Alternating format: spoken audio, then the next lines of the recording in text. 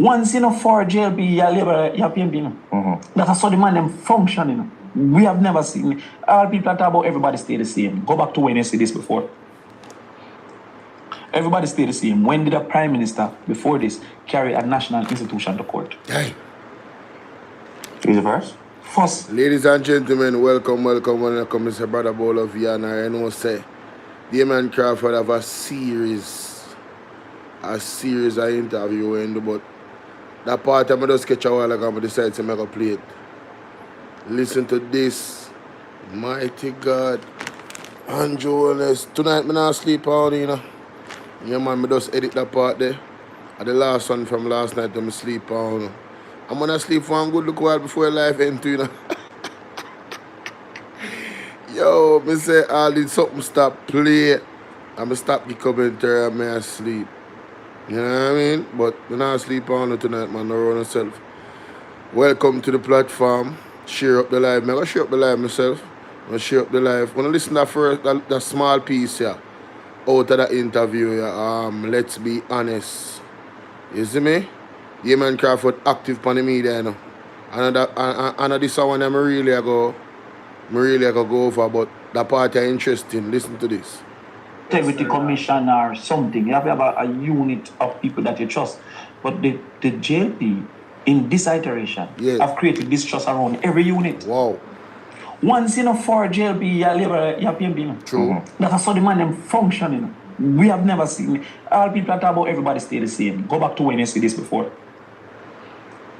Everybody stay the same. When did a prime minister before this carry a national institution to court? Never. Who's the first? First ever. Buster never do it. Siaga never do it. PJ never do it.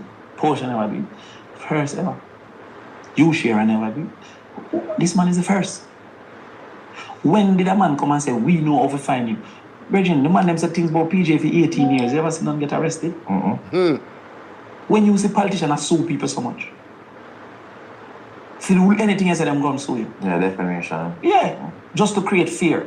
You know, from when Desmond say, I sue me, I know me not get no letter. I want my service, serve here, because I want to sue him back, You understand? Come here and sue him if you can't pronounce Jamaica. You say Jamaica, you say Jamaica, I sue him. You understand? On behalf of all English teacher, So the man them know what him say must No. We have to play that back. Yo, David, that's up. Yo, the man them say my gimmicks, man, but him not telling a lie, bro. People, this is going to be a good stream. Share the live, like up the live. Let's get it. You'd have to have a system that it is proven not the violation and not just numbers writing in. Yeah. So we have to figure that out. You get where I come from? But you should have a system that if a brother stop go to parliament and stop deal with the people. And then Musk can say, yo, this a brother want to see him for a whole long race. So at this point, I don't know who the vote are going to be with. Are going to be within the party, within parliament, with the people. It could be within the party, because the party have its own biases. Okay. So it have to be public, like integrity commission or something. You have to have a unit of people that you trust. But the JLP in this iteration have created distrust around every unit. Say a serious argument. Me I laugh about it at first when I just hear it, but them create this trust around every unit for it, because when I look upon it, everybody were, even the polls the other day, the Prime Minister come out and say, they are not credible and I don't advise anybody to pay attention to them. Something to that effect. And I was like, yo, whose man's is this? Why is Andrew Holness discrediting a credited polling entity, right? Because the polls don't favor his party. Why is he doing that? That is so petty. And he knows, Andrew Holness knows that he has a lot of pull on social media, He knows that he has a great social media presence. So he uses it to attack. Look at Jerry Bryan. When Jerry Bryan came out with the story, shout out to Jerry Bryan about the indigent housing program, or is it the social housing program? When he came out with the video, I mean, Jerry Bryan didn't tell a lie. When you listen to what Desmond McKenzie said All he did was repeat what Desmond McKenzie said. But then Andrew Holness proceeded to go on his social media and just try to make the youth look like, say, yo, you know, he's wicked and he's attacking and he's like he's lying or something. And I was like, wow, man, what did the man lie about? You know, and then you see these followers, you see these blind witnesses, these fanboys and fangirls of Andrew Holness. All he has to do is say something, you know, and they just say, yay, and they run with it. They don't listen to what he's saying. They don't go back and look at the video. They don't have comprehension to say, yo. And some of them just wicked.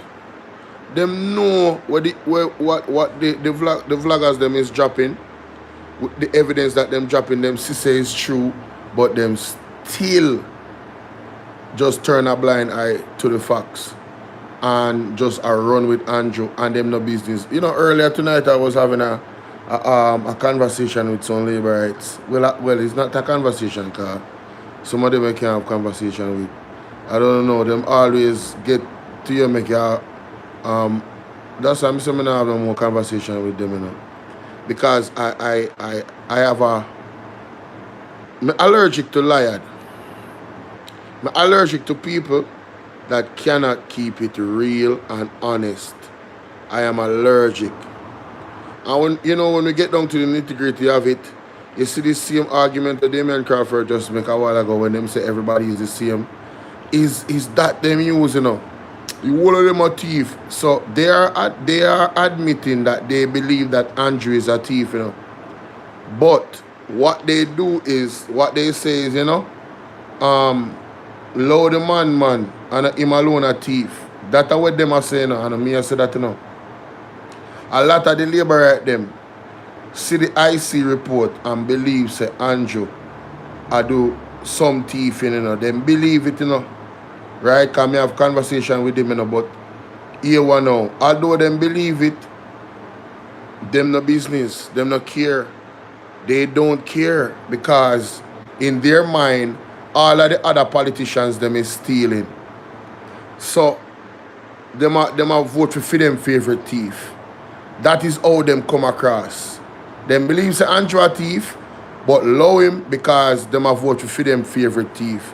And the one I'm going to argue with tonight, I'm not saying Andrew Holness is a thief, you know, let me make that very clear. I am saying the labor right them when me I argue with and I show them the facts about the IC and I ask them critical questions. Them I say yes. So what if Andrew Holness is a thief? Them I say that, you know. And me I said to myself, hold on there, did I miss something? Am I tripping? Why is it that you guys are readily accepting somebody that you believe is a thief? But because he's not a white man, make him go and thief. Adapt them come across us, you know. Low him. Because them a make money. And you don't want to talk to me, not tell a lie. Him come off as him a do some type of illegal activity to make fee money. And so him good with Andrew Holness. I'm like, wow. There are actual people like this in Jamaica. And you see the culture of Jamaica has gone to hell, you know, to be honest with you. That's why when me hear the prophet then talk about the judgment that is coming to Jamaica, I'm telling you, a lot of people is taking it lightly, but no. Listen, please pay attention. It is no joke. Let's continue. The people, their mentality towards righteousness and justice in them gone. As soon as you start talking about God, them reject you. Well, them reject God. As soon as you start talking about God, you can see the body language, you can hear the tonage of them. They don't want to hear about God. You know what I mean? I said to one of them, there's prophetic utterances over this election, you know. So you guys just watch and see. Oh, Raymond a chat about prophetic utterance. I'm like, what? Okay, all right, cool. Handle your business. Once, you know, for JLP, you have PMB, you know. That's how the man them functioning. We have never seen. All people talk about everybody stay the same. Go back to when you see this before. Wow. Everybody stayed the same. When did a prime minister, before this, carry a national institution to court? He's the first? First ever. Buster never do it. Siaga never do it. PJ never do it. Portia never do it. First ever. Wow. You Shara never do it. This man is the first. When did a man come and say, we know how to find you? Virgin, the man them said things about PJ for 18 years. You ever seen them get arrested? When you see politicians sue people so much. If you do anything else, them going to sue you. Yeah, defamation. Yeah, just to create fear. You know, from when Desmond say, I sue me, I know me not get no letter. I want my service, serve here, because I want to sue him back, You understand? Come here and sue him for can't pronounce Jamaica. You ever hear him say Jamaica? He say Jamaica, and I sue him for that. You understand? On behalf of all the English teachers. Yeah. So the man them know what him say must sue him for. Because I say, yo, listen man, the money managed by Desmond, so if it thief, I him thief. Then if you manage it and it thief, bro, you have to tell me what I go on with it. Yo, never sue. So what no, I look a blog and nobody want to do that, come can't, but I go through that and next thing now. So I'm really just creating fear from comment. If you offer yourself for public consumption, how can you don't want public conversation? If a man really go violate and go far left, but if a man say, oh, Andrew, really bad word, how police are going to video you under your bed? If me arrest you, how the video and put up on it. And it's not a body cam. It's not, yeah. It's a purposeful example to the society. Talk about certain laws. Yeah. Can the government, the next government, say, oh, certain laws will have to update them? Well, some laws from the 1800s. Like, as $100. yeah. And certainly, yes. Well, let me tell you one of them where we are going to immediately update, which the people don't recognize will transform the society. After slavery ended in 1833, but really in 1838. So the man into slavery go in and then at a period called amelioration. Treat them better for 4 years and then we'll teach them to be free. I don't know why you have to teach a man to be free, but that's what they said in 1838. Now remember, said this is 2025, so almost 200 years away from 1838. When slavery was ending now, the people in charge of the society, the governors say, yo, we can't make them black man just come take over the land. So we passed a law to say if you take over land, you have to have it for 60 years before it belongs to you. Which is a lifetime. We call adverse experience, adverse possession. At that time, the life expectancy was 57 years, bro. So the doctor say, yo, you have to dead before you get the land. We have maintained that till today, See? Now, the number one beneficiary of colonialism outside of England was the government. I'm not saying government, I'm not saying Andrew Holness, I'm talking about Jamaica's government. Because all the lands were transferred as crown lands. You get where I come from? So the slave experience, which created ownership from England of the Jamaican land, transferred it to the Jamaica government as crown land. So anything at about reparations must consider what we have control over too, as government. So we say, yo, we have to move it from 60 years to 25 years. That means that anybody who did on squatter land for more than 25 years can claim it. You know what that means? Ownership, transforming, bro. Because in a mathematics, I have a thing called vectors. One of my favorite things to teach you, them and to learn. Because vectors say that there's a distance, there's a direction. It is important to understand that because what they're saying is that those who rich own something. So that means that the direction is you're rich and then you own something. But the truth is those who own something rich. So it's not A to B, it's B to A. You see, those who own something, most of who rich, is out of ownership. Having owned them father passed down things and all them things. If you look on this Grace Kelly now, one brother, that means that somebody started as a local beanie thing and it grew and pass it on to somebody else now. So when we see that now, that is those who own something rich. If you want to create wealth, you have to create ownership first. You get where I come from? That was how NHT come in. That was how land lease come in. That's how land for the landless. That's how Operation Pride. We have always tried to give to own. So when we transfer that now you have a look at sister now and tighty and sexy and thing and she say, oh, I'm not going to live there, because of Scotland that my mother live in a ghetto because most of the Scotland are not prime areas. But when time your mother have something about 7 million and she give it to you. If you want to go buy your apartment and sell it for 7 million and take that, without that you don't have 7 million. You understand? When you get in a university and them tell us I want $2 million, she not go down a bank and say, yo, me willing to give this over 20 years. and get the money and pay for my daughter. It transforms the circumstances to give a chance. You get where I come from? So when a man talk about the law, most time I talk about bad word. And them not law. But me have to show you say you have some bigger law. Which ever you them talk about institutional racism in America, you have institutional classism in Jamaica. Things that make the poor can't make it.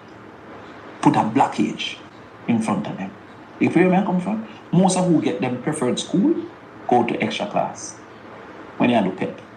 Yeah. That means them are going to have an advantage. And guess what them do to PEP now? Move it to not only 1 year, but 4 years. Sometimes you have to meditate on them things, you know, because when you broke, in man and baby could have paid for 6th grade extra class alone, which was what we used to get. Yeah. But now that it is 4th grade, 5th grade, and 6th grade, she can pay for 3 year extra class. So if she can't pay for 3 year extra class, is at a disadvantage to get in a camp here. I remember 98% of who go camp and get 5 subjects. Being at a disadvantage to go camp and go excel and maybe 35% of who go excel and get 5 subjects, just based on all the realities and all the circumstances. You see where I come from? So when you look into some of these things where they have implemented, sometimes if you don't look deep and delve in it, you don't see the discrepancies and the inadequacies where them create. You see me I say, can I look lady I said, I back juice and say, yo, I go through my partner and send him go for 6th grade and him only go to GSAT like when we do it. She can't do it for 3 years. You get where I come from? So when you mash up 6th grade, them say, well, he can't get in a campaign because look at his 5th grade and his 4th grade. It wasn't there. You get where I come from, bro?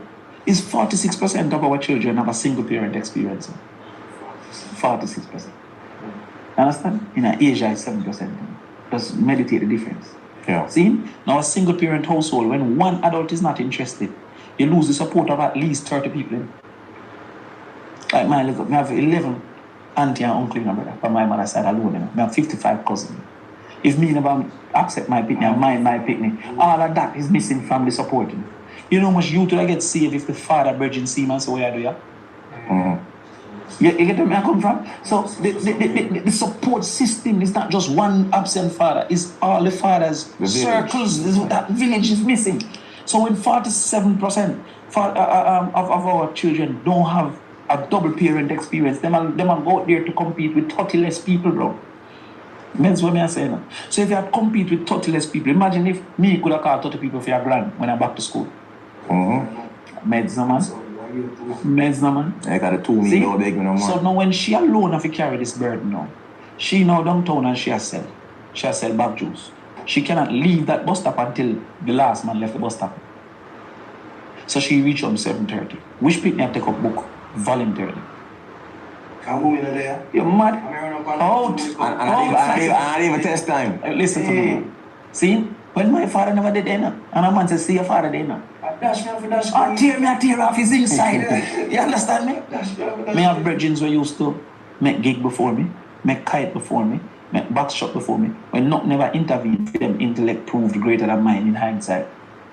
But them never nobody to guide them and force them and protect them. When them play ball outside, me vex. And I say, yo, John won't starve me if you out there, so them and make me 5 days now. You get what I'm saying?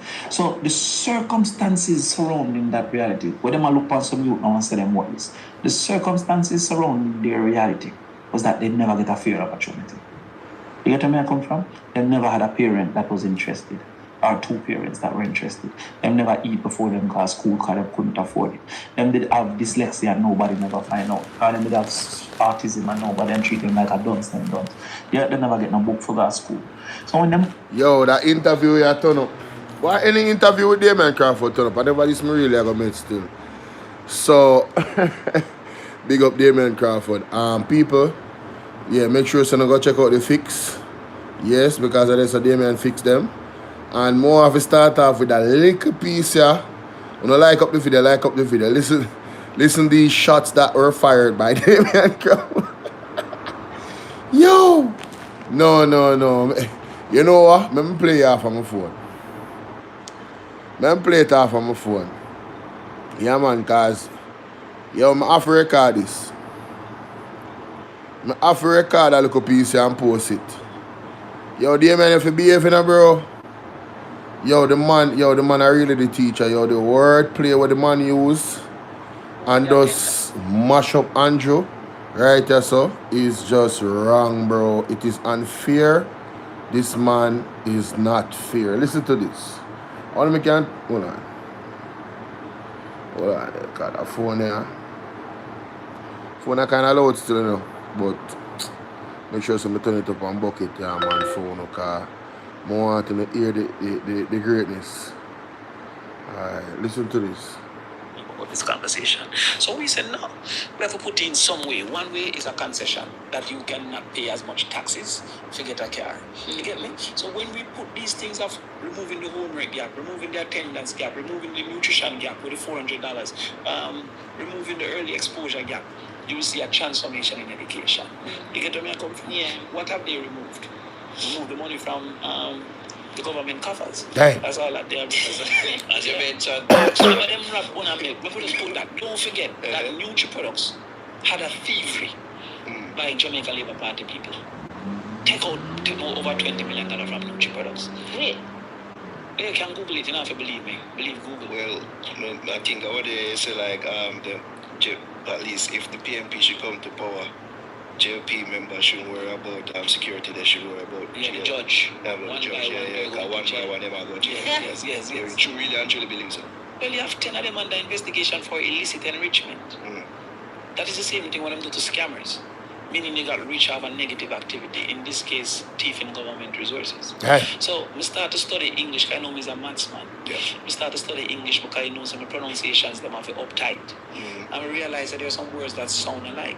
So when the Prime Minister saying get reach out a taxi, T-A-X-I, maybe it's you never hear, it's taxes, T-A-X-E-S. You have to kind of figure that out. I know which one it is, but from an English standpoint, I wonder if it is, I understand those word sounds. So the general reality is, none of the interventions necessary, nor the acceptance. Yo, Damian Crawford for Bill, bro.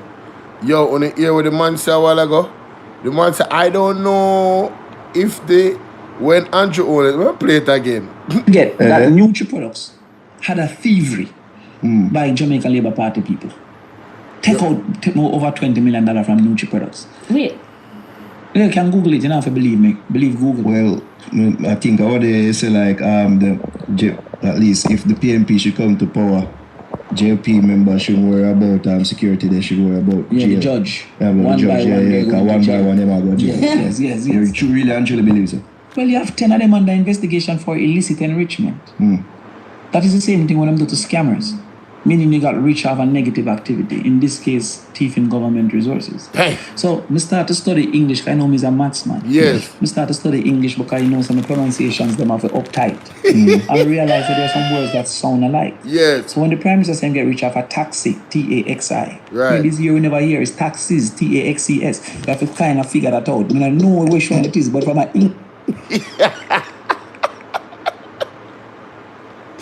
Yo, I have to play that back. Yo, this is the highlight of this. No, Damian, you gotta chill, bro. Oh, this, I think this went over. Do you guys understand what he just did? Oh my goodness. Government resources. So I start to study English. I know me is a maths man. Yes. I start to study English because I know some pronunciations them have to uptight. Right. And I realize that there are some words that sound alike. Right. So when the Prime Minister saying get reach out a taxi, T-A-X-I. Maybe this year we never hear, it's taxes, T-A-X-E-S. You have to kind of figure that out. I mean, I know which one it is, but from an English standpoint, I wonder if it is. I understand. Yo, man. Oh, man, listen, man. Yo, PMP all the way, bro. PMP all the way. You know, I don't know, but with everything that is going on, I have a certain level of peace about me. It's like, I know everything is going to be all right. I'm literally not worried about September 3rd anymore. I have done my part, my small part, very, very small part, with my platform to open up the eyes of the people and have them think. You know what I mean? And I have left everything else up to the Almighty. You know what I'm saying? Because it is just, I am not stressed at all. I am so relaxed. I just feel like, yo, You know? Everything is gonna be alright. Everything is gonna be alright. And those word sounds. So the general reality is none of the interventions necessary, nor the acceptance. This is where the JLP fails compared to us. The acceptance that is in crisis. The recent. Alright, so now go to the first part. Big up the fix. Let's get it. Well, one thing that they did think of was 1.5 million in the tax Yes. income threshold. Well, one thing that they did think of was 1.5 million in the tax Yes. income threshold. And that was something that the PNP was saying, that's not possible. Yeah. And now we're hearing talks of, if we are in power, it will be 3.5 million. Yeah. A lot of people are calling BS on this and say this is a fantastical figure that will eventually bankrupt the nation. All right, so I'm going to look into Mr. Matsman, what do you say to that? I'm going to look into that. First of all, our total is equal to one of their promises. How many nobody has said how they never fund it? So me want to know who to stop we from fund it. Same place where them get the 200 used buses, Yes. used cars where we not get Yes. up till this point. The same place where Daryl Vaz get the $1.4 billion for buy the bus when we don't cost 300 million. The same place where them get money to pay marketing because she's the minister girlfriend. Damn. The same place where them get money to pay off Ram Sharak for not talk about how she was hired at Petrojan without NCHC. The same place where them get money from Fian Jones buy $1 billion worth of vote up on the TV. No. The same place where them get money to do the things that they are promising is the same place we will get money to do it. People will ascribe a side to it. Them Oh my God. No, Damian, no. Whose man's is this?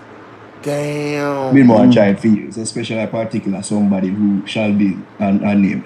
Right? Who? On the slogan catchy. It's catchy. Everything we are On the waiting for. slogan catchy. The time comes it's catchy. We would have the discussion amongst Time ourselves and say come. it catchy. Yes. It catchy. Our song better. Well, we ain't say all that, Damian. Yeah, this song, the slogan. Because what song do I have to compare with this? None. You understand? Our nomination days were better. Our debates are better. Our plans are better. Don't get into that. I mean, we're gonna do what we gotta do, you know? Them have a massacre dub now. Where your dub there, Crawford? No, man, we have unlimited dub, man. Unless it's all the artists them on PMP, man. Oh God, man. Imagine. Well, we'll see them on early. Yeah, the Are artists we have a with roll the up artist the- thing? a real thing. I a real mean, thing. seriously. A real thing. We show Bujo, we show Cartel, and we show Vegas in a real life. Beanie. Come on, we show Beanie, we show where's Popcorn? Chronicler. Yeah. TJ they don't have a place Tuesday. Yeah. Youngster. Youngster, Okay. yes. Come on, I'll QQ. Come back out of the woodwork and start show them again. We gotta take it to them. Come on, I mean. Come on. Chronicler, them still stuck with Vegas. So them still stuck with Vegas. So Damn. Did Damian just say Gigas? Oh my God, bro. Oh no.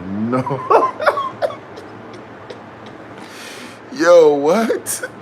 Yo, what is going on with the chat, man? Nah, the chat is not moving. Is anybody here? Let me restart this live. Wait a minute. Let me restart this live.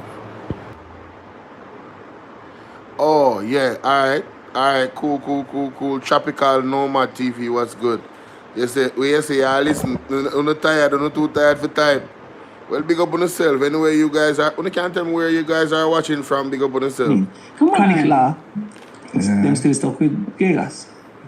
So Damn, he said Gigas for real, bro. I do. yeah, as we say that every time, me and Vegas are bridging, but as it relates to caliber of artists, I mean, we're dominating that component. So Did he say Gigas or Vegas?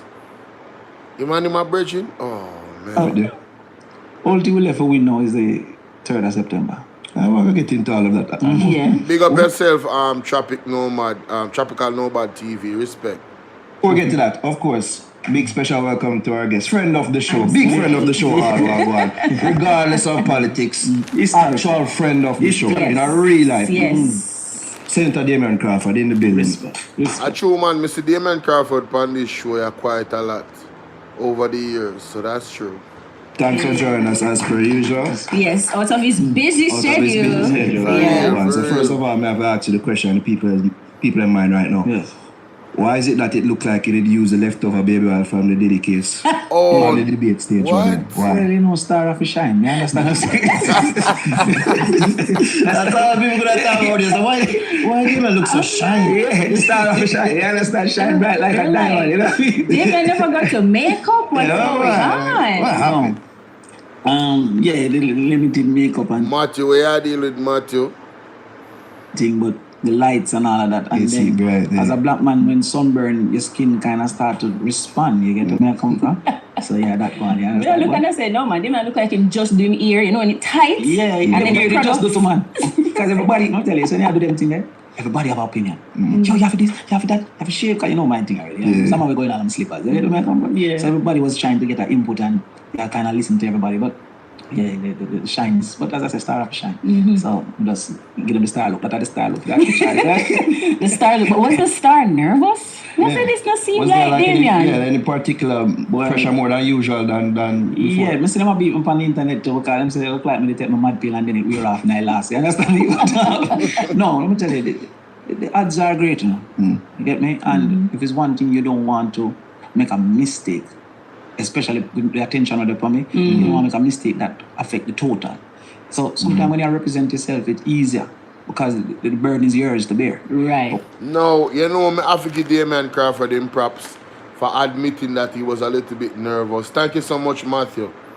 Yeah, man, I have to give him props for admitting he was nervous. You know, and he's explaining why he was nervous. There was a great weight. And to be honest with you, I don't think I would hear that from most people. That type of honesty, because you're leaving yourself vulnerable and making yourself human at this point, you know. A confident man like Damian Crawford, an intelligent man like him, you know, I really have to give him props for that. I didn't realize he was nervous, honestly. But when now you have the team now, not the debate team, but PMP and the performance. And then, you know, the way I speak is more an explanatory, long-term, Cecile. while I'm here 1 minute. Yeah. So it's Cecile, big up yourself. Cecile watching from Portmore. What's up? time thing was a concern to me. I'm just kind of say, yo, I'm going to fit everything what I have to say in at this time. You get me? But then when I say, yo, what the money wires not already? I say, oh, you're not so serious. We can beat them easy. You understand? They kind of easy. But now I say, oh, the Caliban, they are really Brazil versus St. Kitts. So I say, Yo, the disrespect, bro. He said Brazil versus St. Kitts. St. Kitts don't come for Damian. Alright? Do not come for Damian. But honestly, yo, Damian say him did nervous. And when him look on the other side and see who him a go against him and say, Cho, brother, I just remember say me a Brazil and me a play against St. Kitts. This is not one competition, this is a breeze. Me can just take it easy. Jaja.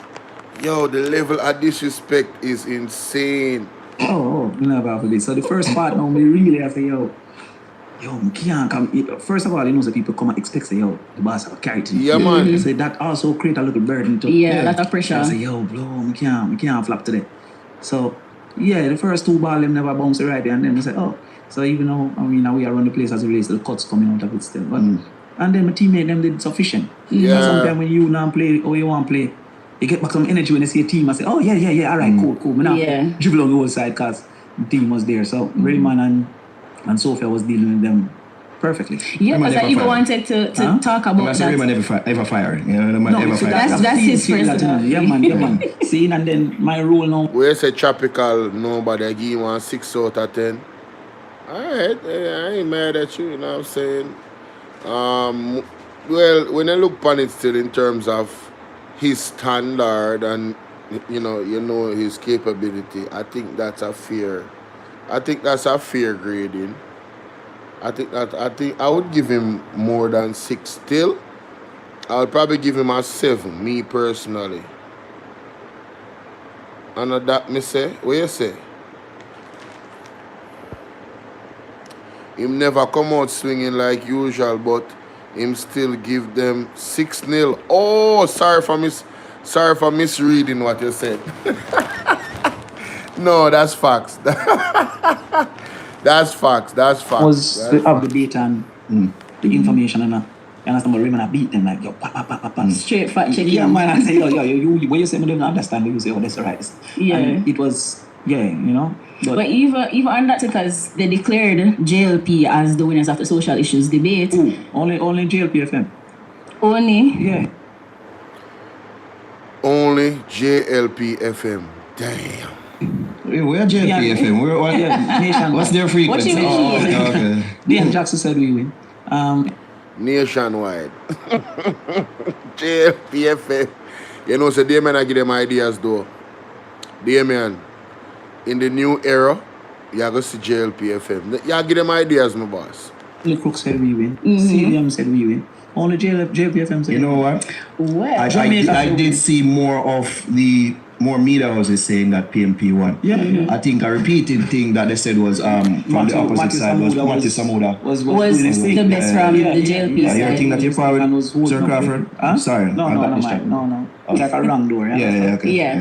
Yeah, Matthew was firing still. We can't deny that. Yeah, You understand? Yeah. But 3-1 is 3-1. You get where I come from? So, Yeah, because that's what I was going to ask you, like, how you feel like your team PMP handled the debate. Way more cohesive, way more numbers driven, and I think that that's way more engaging. So, as I said, on the other side, two of them never show up to the competition, and by extension, the other guy had to take up the entire mantle and become dominant individually. While upon our side, we had issues that if this comes you, if that comes you, if that comes you. So there was a greater disbursement of information, and there was even some time where them show it. A man control it in his chest and show it to another man in one answer. So I remember one time Soviet said, "Don't Damian, he just comes to boom and catch it and give them two lick at the same time." They didn't have none of that creativity. True, man. So I think generally, and then our ideas are better. So I think that we were able to propose better things. And tonight again, I predict that we're supposed to win this one. Yeah, the other debate on it tonight as we record this. Yeah, but as you mentioned, time and lack thereof in getting out your responses. Some of the thought that I saw out there on social media was that you didn't answer the question about the rural school bus system effectively enough.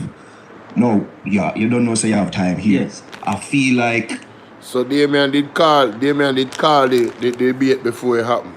Man say, yo, we are going the second debate, bro. So this was before the debate. The second debate the other day. Today, ladies and gentlemen, One Market G. Yo, I am gonna be locked in. Alright, so make sure y'all in the building. Make sure y'all are here for the watch party of the debate tonight. Alright, it's 9 p.m. I believe. Make sure y'all in the building. Don't let me down. Make sure someone check in. Alright, big up on yourself. Well, this has been something that you've been, feeling very strongly about on your socials as well. So, for the people them who don't know, and if you can right now, can you effectively explain what's the proposed plan to either completely replace the rural bus system right now or to improve upon it? Same. And as I said, we had 1 minute and 40 seconds. So if you answer that time, now we have enough minutes, so we can take some minutes, right? Yeah. So, all right. So the real quarrel is the objective. The objective that we identified, that's why our program is called RIDE. And by the way, the first rural school bus conversation started with Mark Golin's proposal in his budget presentation of RIDE. So theirs is a response to RIDE. The conversation seems to believe that we are responding to their school bus. You understand? But because they're able to implement as government, they have something to show that we don't have to show as opposition. So RIDE is the rural initiative for delivering education. So education was the foundation of getting the children to school, some way, somehow. Right? The objective that is being in the conversation is separating children from adults. But our objective was first and foremost to get them to school, because the absence from school is one of the foundation reasons why they're performing so poorly. Right? So when we did the mathematics, there's three areas of conversation.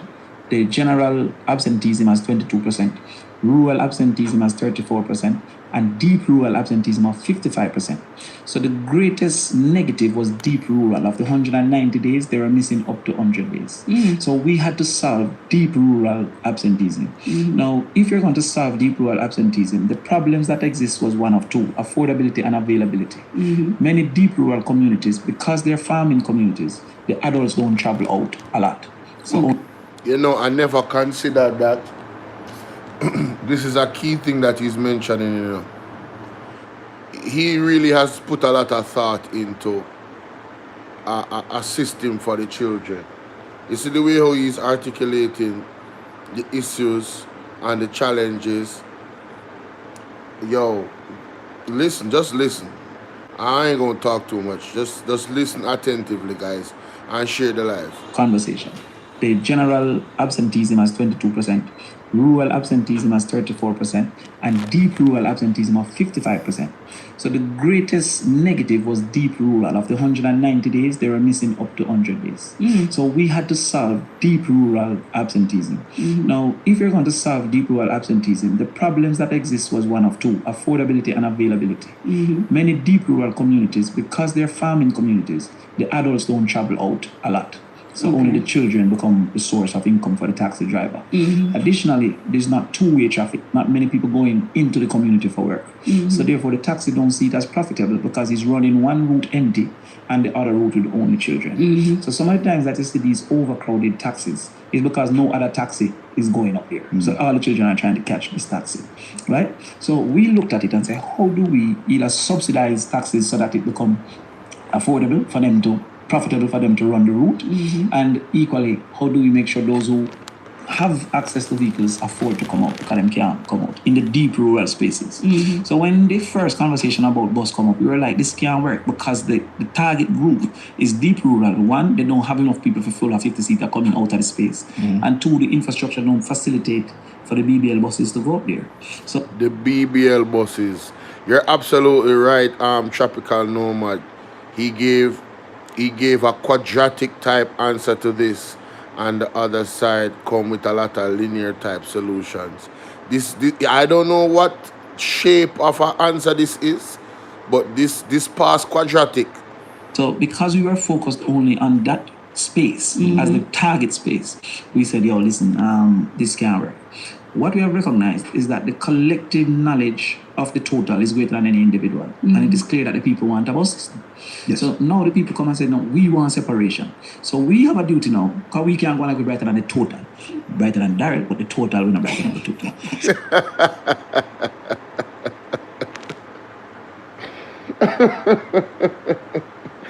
So you understand what he's saying so far. The position of the PMP was to solve a problem in the rural areas. And understanding the rural areas, you understand that in these areas, most of the people are farmers, so they don't really leave the community a lot. So the taxi men don't get a lot of adults traversing through those outside of those communities.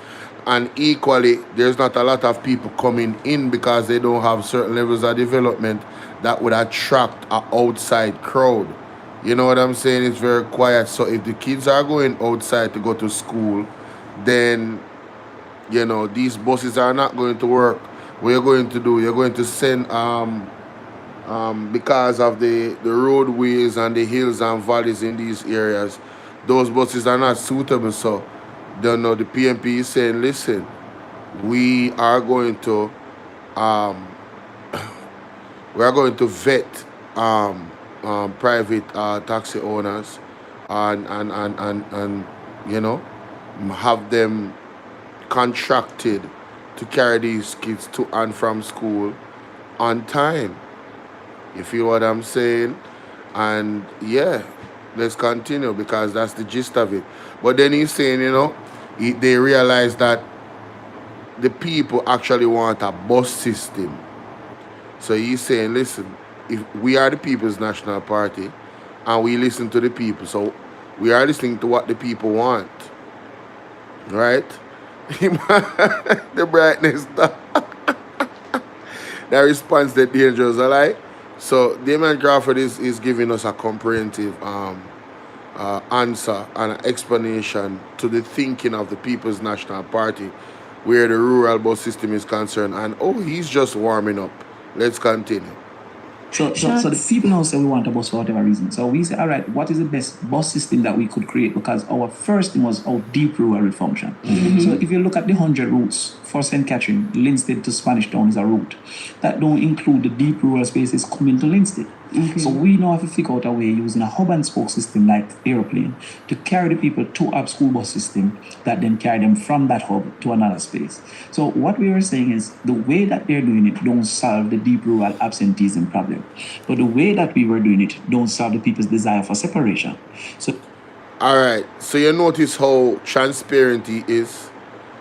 The JLP plan is falling short in terms of the specific issues that the rural areas have. So the bus is just not going to work and traverse properly in these rural areas. The problem with the PMP system is that it is not going to facilitate the separation that people and the country desire. There's people out there that want to separate the children from the adults in the bus, in the transportation system. So they really desire a school bus system, all right, designated specifically only for children, right? So understanding that now, the PMP has modified what they will do for the people. Listen, what happened a while ago? there needs to be a combination. That means the way that of the total is greater than any individual. And it is clear that the people want a bus system. Yes. So now the people come and say, no, we want separation. So we have a duty now, because we can't go and be brighter than the total. Brighter than Daryl, but the total will not brighter than the total. so the people now say we want a bus for whatever reason. So we say, all right, what is the best bus system that we could create? Because our first thing was how deep rural will function. So if you look at the 100 routes for St. Catherine, Linstead to Spanish Town is a route. That don't include the deep rural spaces coming to Linstead. So we now have to figure out a way using a hub and spoke system like airplane to carry the people to a school bus system that then carry them from that hub to another space.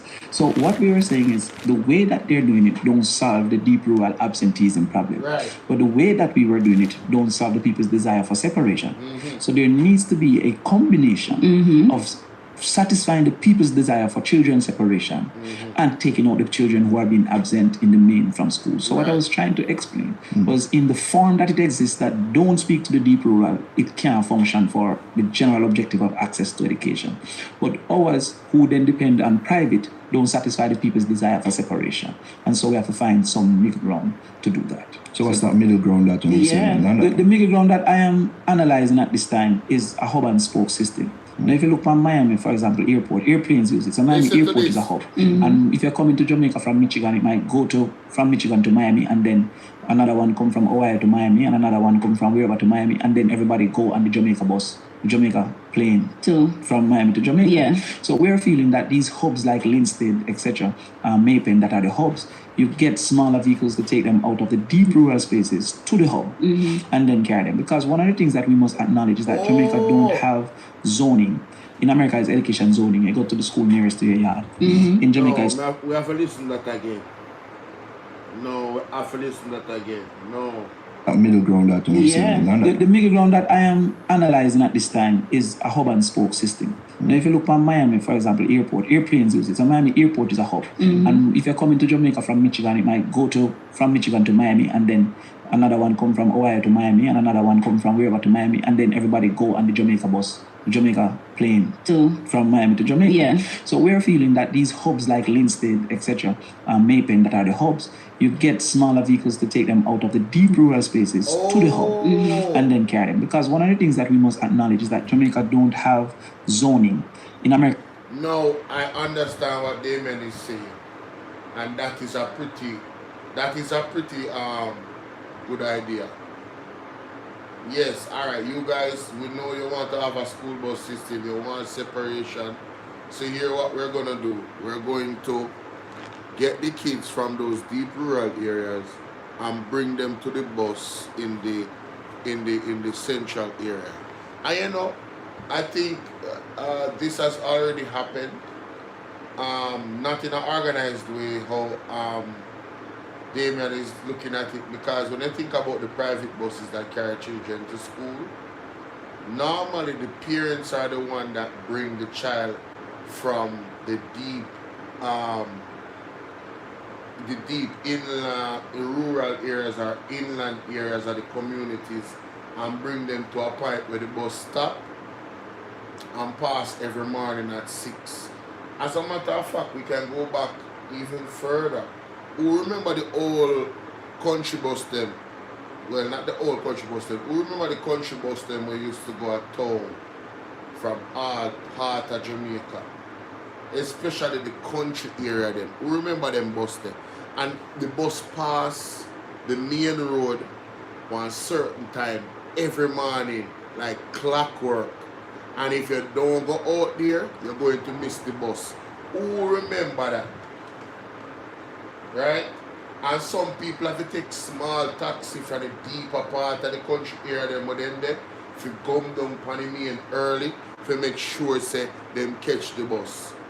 That was not a school bus system, you know, but it was the concept of bringing the kids them from the deeply in rural areas to the main spot. That is what may I compare and contrast with what we used to do back in the day. The farmer them know me I talk about. The people them used to go town go sell them products them know me I talk about. The people them go a town from business know me I talk about. I went on that bus with my mother a couple times and it was an experience. When you look at the top of the bus, there was so much fruits and vegetables, crocus bag, pack and tie up there, man up on the top of the bus while the bus drive, and then you have the doctor them, and them bus they usually have, most of those buses have 2 doors, one at the back and one at the front. You remember them days there? You remember them days there? Who that just come in and chat a while ago?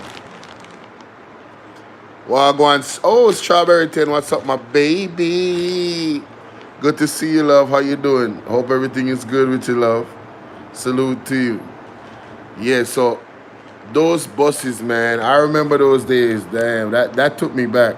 Guys, education zoning, you go to the school nearest to your yard. In Jamaica, it's school choice. So there's splinter direction because people don't have to go to the same school. In America, I can take it in this community, all of this community going to the same school. Yeah. We don't have that, and we don't intend to have that because school choice make a man can choose KC if he wants.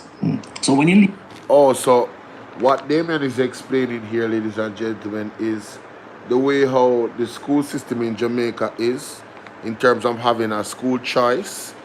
Is different from zoning in America. So in America, and I'm glad Strawberryton is here because she can add to that confirm that in the comment section. So you would go to the school that is closest to you in America, in pretty much most of the places. But in Jamaica, you have a school choice. So if you are of a certain,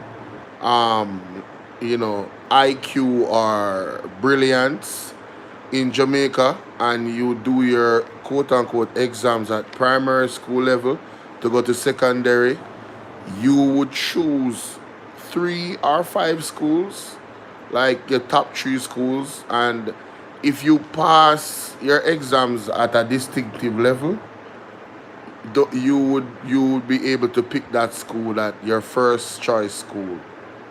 If you got a lower level, it would be a second choice school, and if you got lower than that, it would be a third choice school. That's how they do it in Jamaica. So what he's saying is that because of that now, the children will be going in so many different directions that is also going to pose a challenge on the rural bus system. It's something that they actually have to factor in. And I never thought about that, See, this is why these guys get the big bucks. Because of their brain. Because of their brain. This is why you literally have to have, you have to be sharp when you're managing the affairs of millions of people in a country. You cannot be incompetent. You cannot be dunce. You get what I'm saying? You have to be flexible, you have to be sharp, and you have to be adaptable. And from this conversation that Damian has had so far, the way how his brain works, come on, man. The dude is incredible. Shout out to Donna Richards. How you doing? all the way from the UK, baby. It's supposed to be what time in the UK now? 7 o'clock? 5 hours ahead? 7:30 or 6:30? Leave out of my lane. Some man go KC, some man go Norman Manley, some man go Calabar. Multiple directions. If it was United States, out of my lane, the whole would have got to Norman Manley or the whole would have got to Tarrant. And so there would only be one route. Yeah. So because of splintering, you would have to have small vehicles that go to separate hubs. And then when small vehicles go to those hubs, you would then move in a total, everybody from Maypen going to Garvey Massey or wherever they're going. So that. All right. So that now I'm getting the full scope. So because of how Jamaican school positioning is structured, you're gonna have several kids in the community. So it's 8:30 a.m. Donna, I see Divine Mother is there as well. Divine Mother is in England. Salute to you guys. UK, sorry. Salute to you guys. So you guys are 6 hours ahead of us. Wow. I'm gonna be doing more of these live streams early in the morning. All right, so you guys share the content with your people in the UK, so we can get a bigger audience in the UK. All right, thank you guys in advance. I appreciate it. Like and share the video. Double tap the screen. So yeah, you're gonna have several children in several students in the community, whatever rural community, multiple rural communities that are going to 5 different schools. So the cars, the taxi men are going to carry them to this central hub where all of the buses for each school is parked, and make sure that they bring them to that bus on time before the bus move on for school. Brother, sometimes I don't know if it's a brother, Tropical Nova TV. Sometimes I am sleeping, all right? Don't do me so bad. I try to appear as if I am always online. It appears that way. But, I post videos and I do scheduling. So while I'm sleeping, you guys are still being fed content. Most of the time. Most of the time. That's what I try to do. Anyway. I knew somebody was going to say something like that, So yeah, this is a great idea from Damian Crawford in getting the different students to that hub, to that point where all the buses are there for the different schools to move off so they can leave. That would mean that the cars are going to play a very important role, because they would have to get the kids to that point on time. And those roads are very bad in those rural areas, That's another factor, So those kids have to really wake up early in the morning to make sure that they get to the school bus system on time at that hub. We got Shireen Wilson in the building watching from England. Salute to you, salute to you. Good morning, good morning, good morning. Hope all is well. I hope you guys have a blessed day. And, you guys make sure to on a prayer before you guys leave out and stay safe and covered. You know what I mean? Walk with God. You know what I mean? Somebody say, seems I need to be like you. Anyways, big up yourself and go and do your work. Trust me, I learned from a lot of people, on this app. Ticket TV, Damn D POV, Damn D POV. I learned a lot from him, a lot. He was very kind enough to, when I hit him up on Instagram, he would give me he would answer my questions to problems that I had, and he made my productivity increase with the tips that he gave me. So shout out to DMD, and shout out to everybody. Shout out to TJ. Shout out to everybody. Yeah, because It's all love. Shout out to KB. Mr. Kimi birthday was the other day. Miss Collins, shout out to you. Shout out to all of the ladies over there, man. Beautiful one, everybody. Miss Your Thoughts, you know what I'm saying? Shout out to everybody. But back to this. That is the current thing that I have, but it is the public's reaction that make me start to consider bus as a component. Because the first thing was fix absenteeism, fix the number of days these children are missing, because the cumulative nature of education causes for a person to fail if they're too often absent. The research says 20% absent is going to lead to a result as if they never go to school. Wow. So when you say 82% of Jamaicans failing 5 subjects, which is a GED. So the essence of this is that 82% of our children are not getting a GED, right? If that was in America, there would have been an uproar. Yep. So how do you fix that? Is to one, make sure that they don't have the gap of absenteeism, because those who are performing the best are getting the highest attendance in school. Right. And those who are performing the worst are getting the least attendance in school. Right. So that correlation caused for us to want to solve the attendance problem, and we didn't consider the separation problem, which the adults of our society seem to believe is a necessity.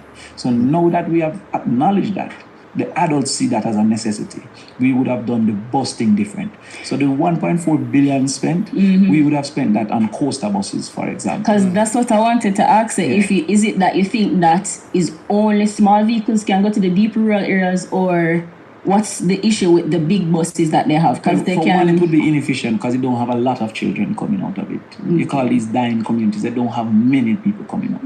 So you have some of these areas where it's 15, 16, 12, 2 people coming out of it to go to a particular space. So therefore, sending a 40-seater to run that space. Additionally, the number of buses wouldn't be able to incorporate all these routes. They only have 100 buses. So remember, you have a time limit that they must go to school. So between 6 and 8 is the only period that this bus have to run. You can't run 11 because school started, have been late. You understand me? So that's that small window, right? That bus can run more than 1 trip, maybe 2 trips in a route. So with the splintering of communities and also the multiplicity of directions, you'd have to have a bus that got multiple routes. You have to have nearly 50 times the buses that they have. What people must recognize is that the 100 buses average 48 seats, so you have 4,800 seats. The total number of students is 440,000 students. So this is almost 1% of the total students. Wow. So that means that 99% still have to go do the negatives of what people are afraid of. So while people are celebrating the concept of separation, the real materiality of it is not sufficient to satisfy that perception, that desire. You understand? So what we will see within... So basically, it sounds good enough, but the plan that the JLP have was not properly thought out, is what he's saying. The current situation and what they have is not going to facilitate all the issues that are there. So there's still going to be, young men and women suffering from not accessing the education. Immediacy is that the bus will have 400 people fighting to go into 40 seats. Wow. As is. Get where I come from? Because it don't satisfy that. No. Wouldn't that be the same with the coasters? Well, that is what I'm saying. Now that we see say people want bus. We'd have to know, say, all right, how much coasters is reasonable? All of them think that to move forward. But because with my simple math brain, not for cut you, the bus them have more seat than the coaster. Yes, one bus would have had more seat than coasters. Yes. So the benefit of a coaster is not the number of seats, is the newness of it. It have been a 2026. Is the parts available? Is the downtime? It have had less downtime, and also is the experience of drivers. So one of the risks that we face is that our drivers don't know to drive this bus. Nobody have the years of experience in this bus. It's on the wrong side. Is with left-hand driver, right-hand driver, whatever it is.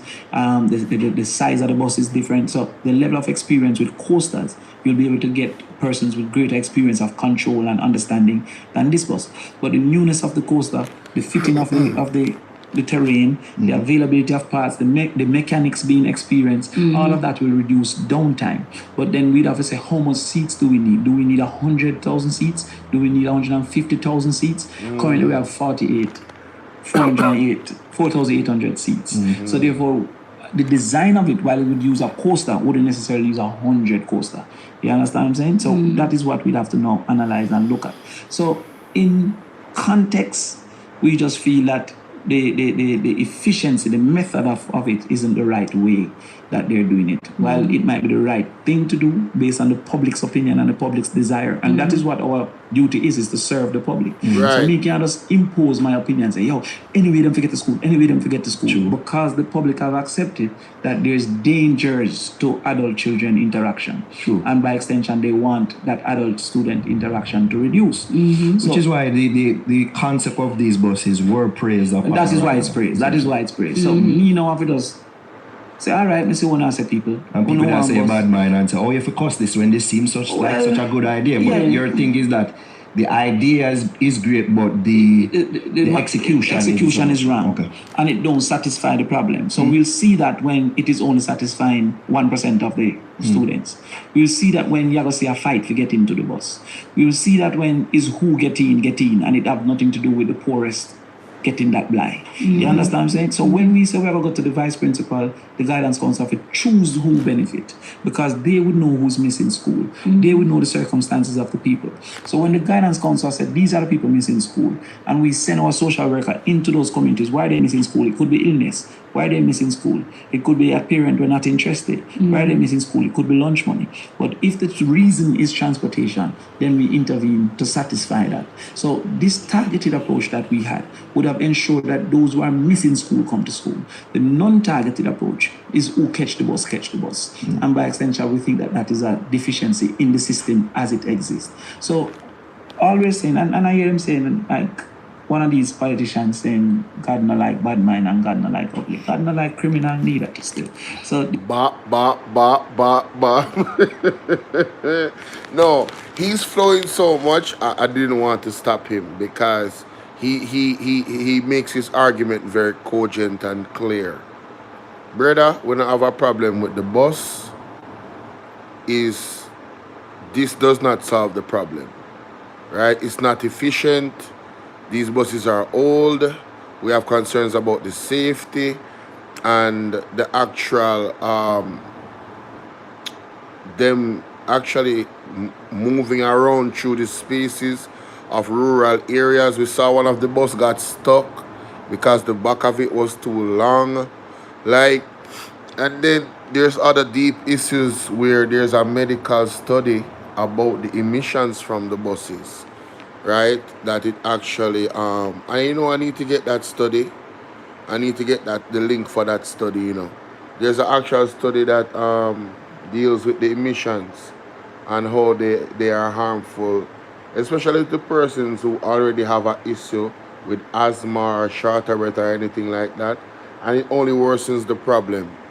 So the older these buses are, is the worse that particular issue is. So there's a multifaceted explanation as to why the PMP was opposed to these buses, and then the corruption aspect of it, bro. Did I hear correctly that Daryl Vaz said that he's not releasing any papers about how they came about those buses before the election? Did anybody else hear that, or was it just me?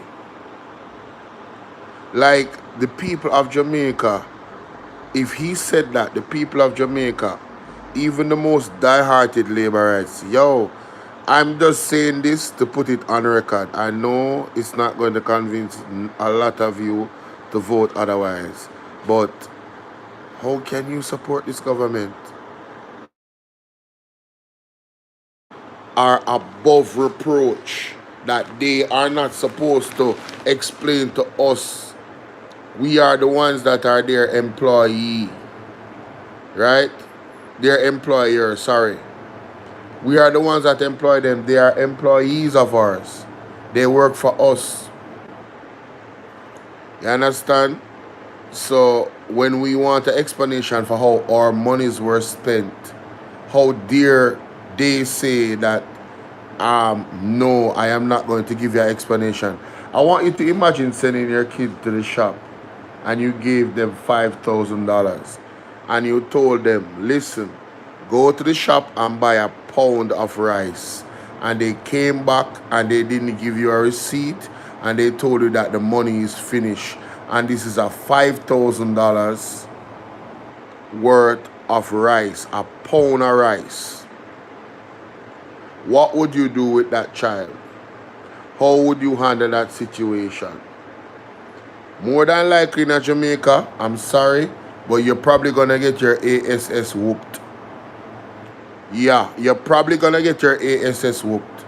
In this instance, with these buses, I believe that the people of Jamaica should give the JLP a ASS whooping in the election on September 3rd for not being transparent with us, the people. All right, this is just one of many things that they have done to spit in the face of the electorate. Let's continue. Therefore, I think I like some of us better than those. Criminal. You know, some people don't. Politicians saying God not like bad mind and God not like ugly. God not like criminal neither to still. So therefore, I think I like some of us better than those. Yo, let me look at the timestamp for that, man. I gotta write this down. Yeah, I need that clip. Yeah, God don't like criminals either. Yeah, I need that clip. I need that clip.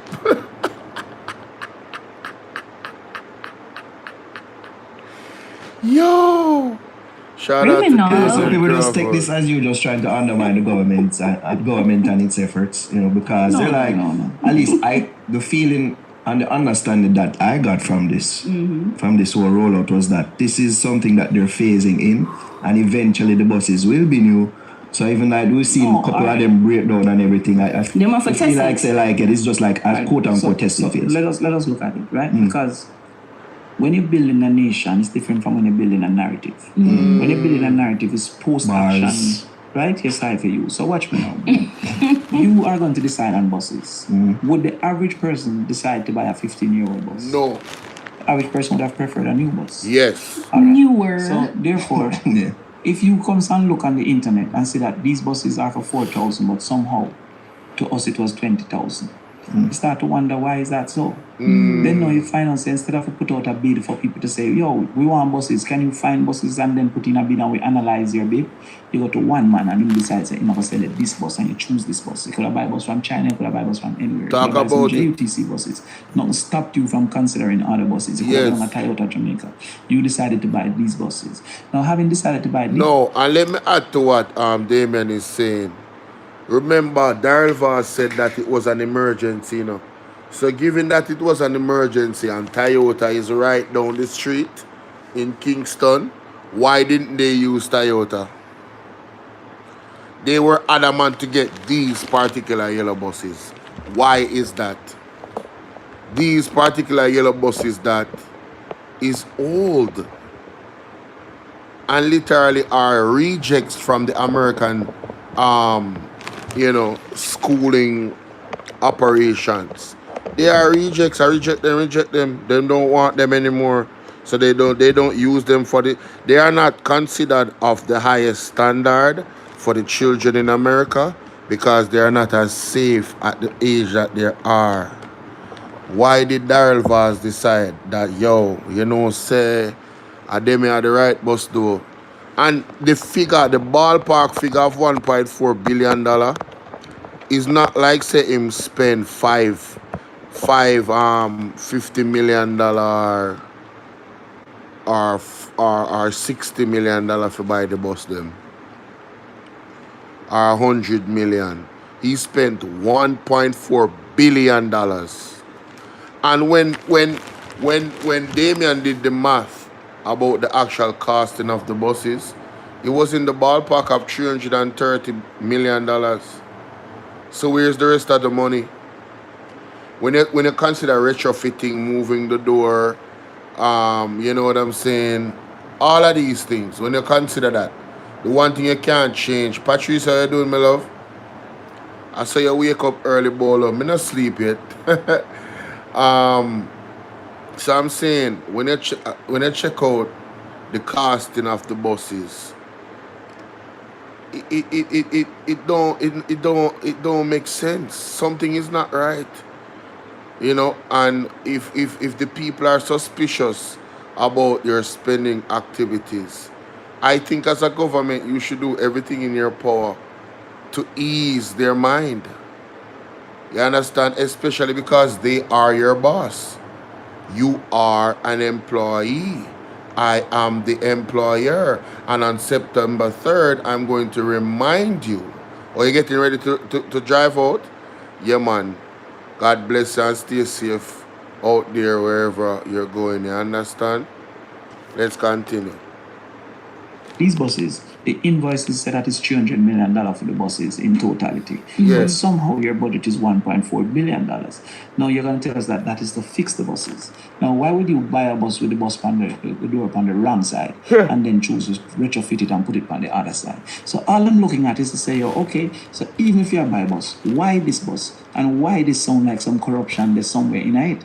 Because nowhere in the world could these buses cost $1.4 billion. Nowhere. So that is the different side of it. Now, again, if you look at my history, I'm willing to say I'm doing okay if I'm doing okay. I rewarded Edward George Siaga for Heart. Karim Gardiner as a PMPYO president. Heart is an excellent thing. Yes, and that is a good. I'm glad that Damian Crawford pointed that out.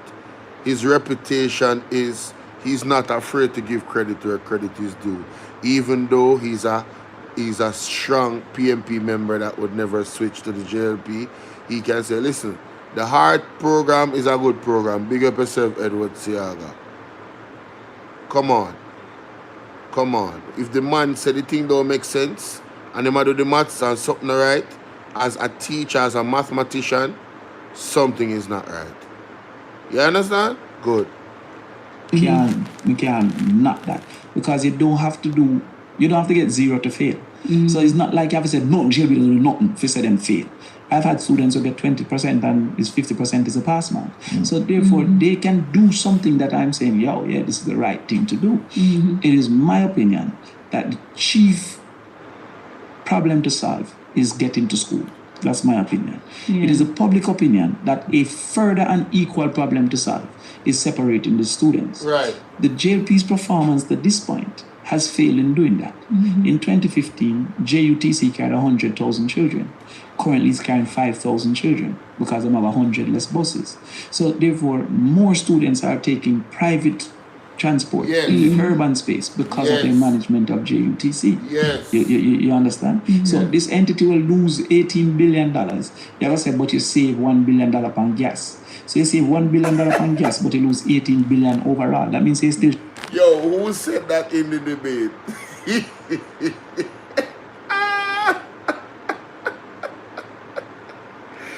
Yo. Oh my God, I'm sorry, that one tickled me. I'm sorry, y'all. Who remember when Pernell Charles said, yo, we saved $1 billion plus on gas. And that's how we use the money to do this. And I'm like, bro, you lost 18 billion. What the hell? It's the same thing Christopher Tufton did, you know. Christopher Tufton was trying to explain how they were, they're doing well, but we have to admit that there's some problems. On the importation bill, I remember my answer upon the importation bill, bro. Yo, these guys are incompetent, bro. How did we mess up and give these guys 2 terms? Yo, enough is enough. Time come. Shot 17 billion. Now you are going to put this bus into operation. You don't talk about driver costs. You don't talk about gas costs. You don't talk about parts. So we have to look into this whole thing. So I'm not unwilling to say, JLP is doing something if I think they're doing something. I just felt that the deep rural community wasn't satisfactorily served by this particular system. And because it's not satisfactorily served by the particular system, then the 55% absenteeism would continue. And if that continue, then we continue to have 65% literacy.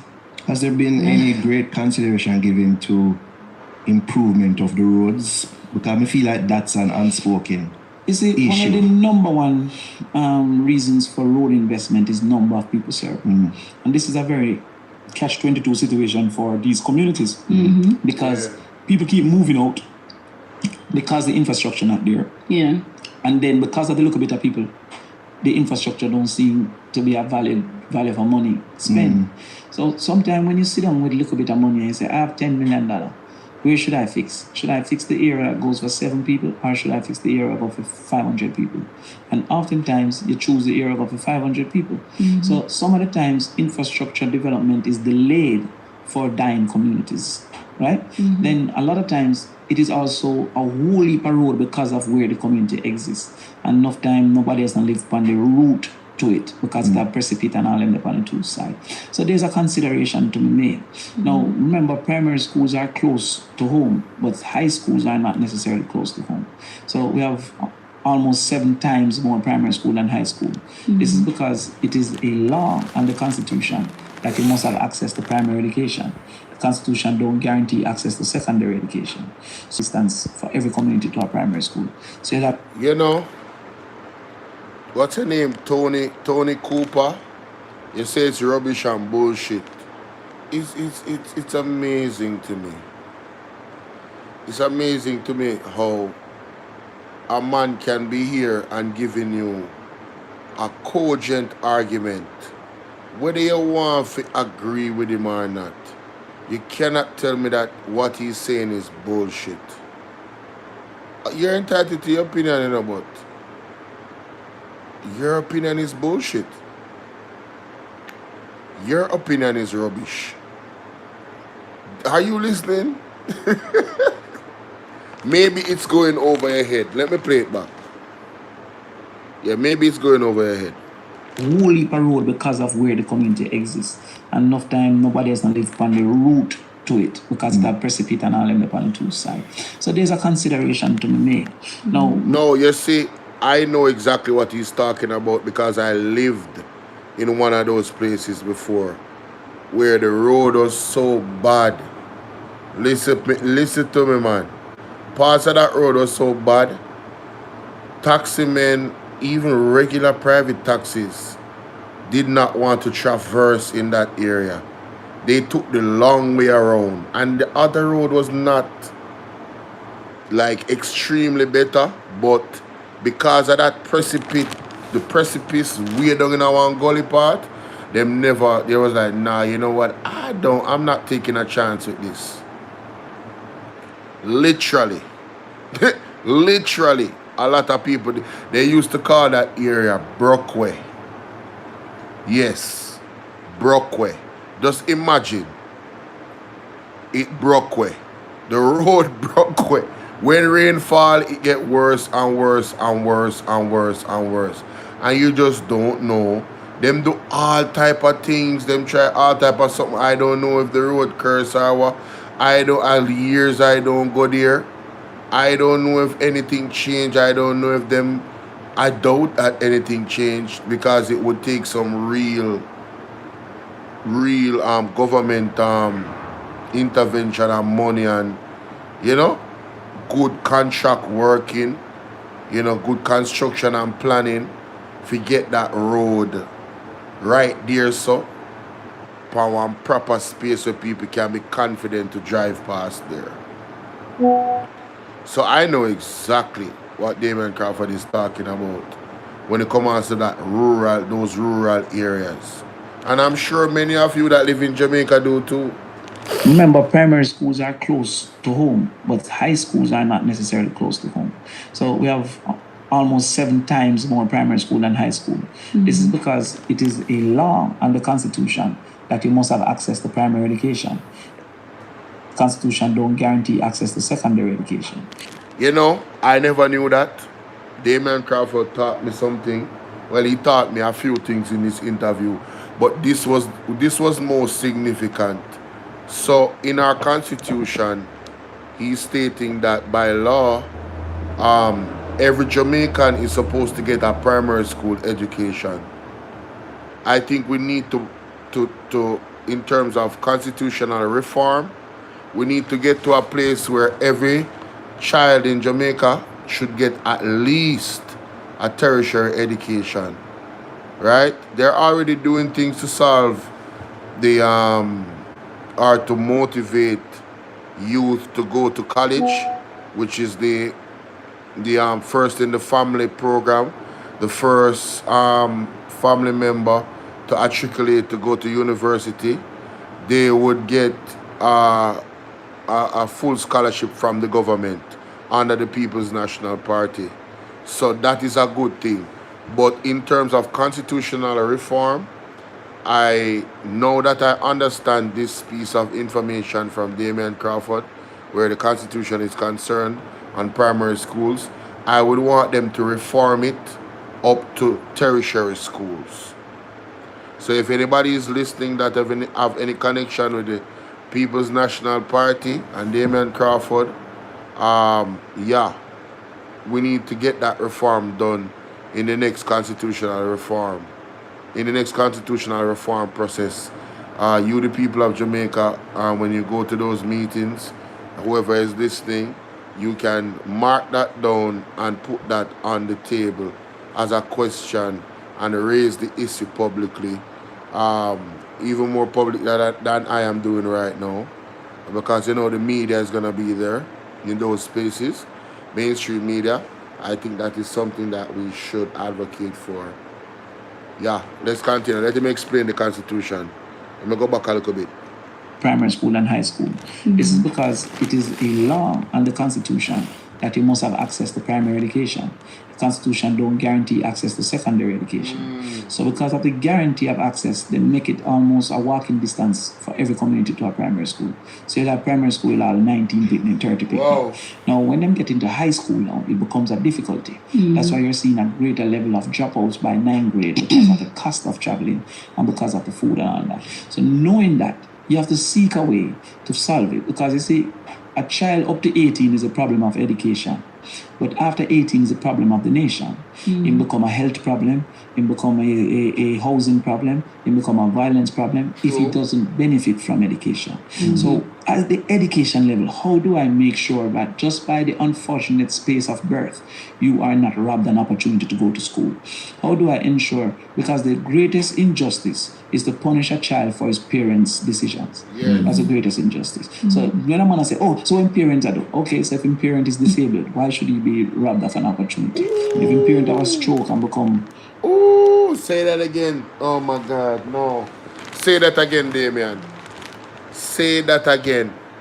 If the parent is disabled, why should that child not have an opportunity to go to school? Parent can have a stroke. Bolo on Andre's show, me said them act the place. Oh yeah. I was watching earlier. I missed that article because that article was dropped late tonight. Because I was looking over. I did a 5-hour live or 4-hour live today. Before this one, yesterday.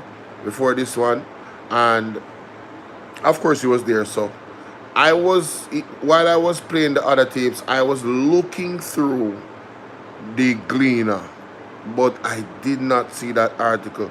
And when I was watching Andre earlier and he mentioned it, I went back and I saw, it was dropped an hour. And that was like 8:50. So it was like 7:50, 7:45 p.m. that article about the data. The data building where all our birth certificate information and all of those stuff, the finer details, was hacked just before an election. Hey, let me tell you something. Hey, they are planning, but God is wiping. That's all I'm going to say. They are planning, but God is wiping. Can't trust these people in government right now.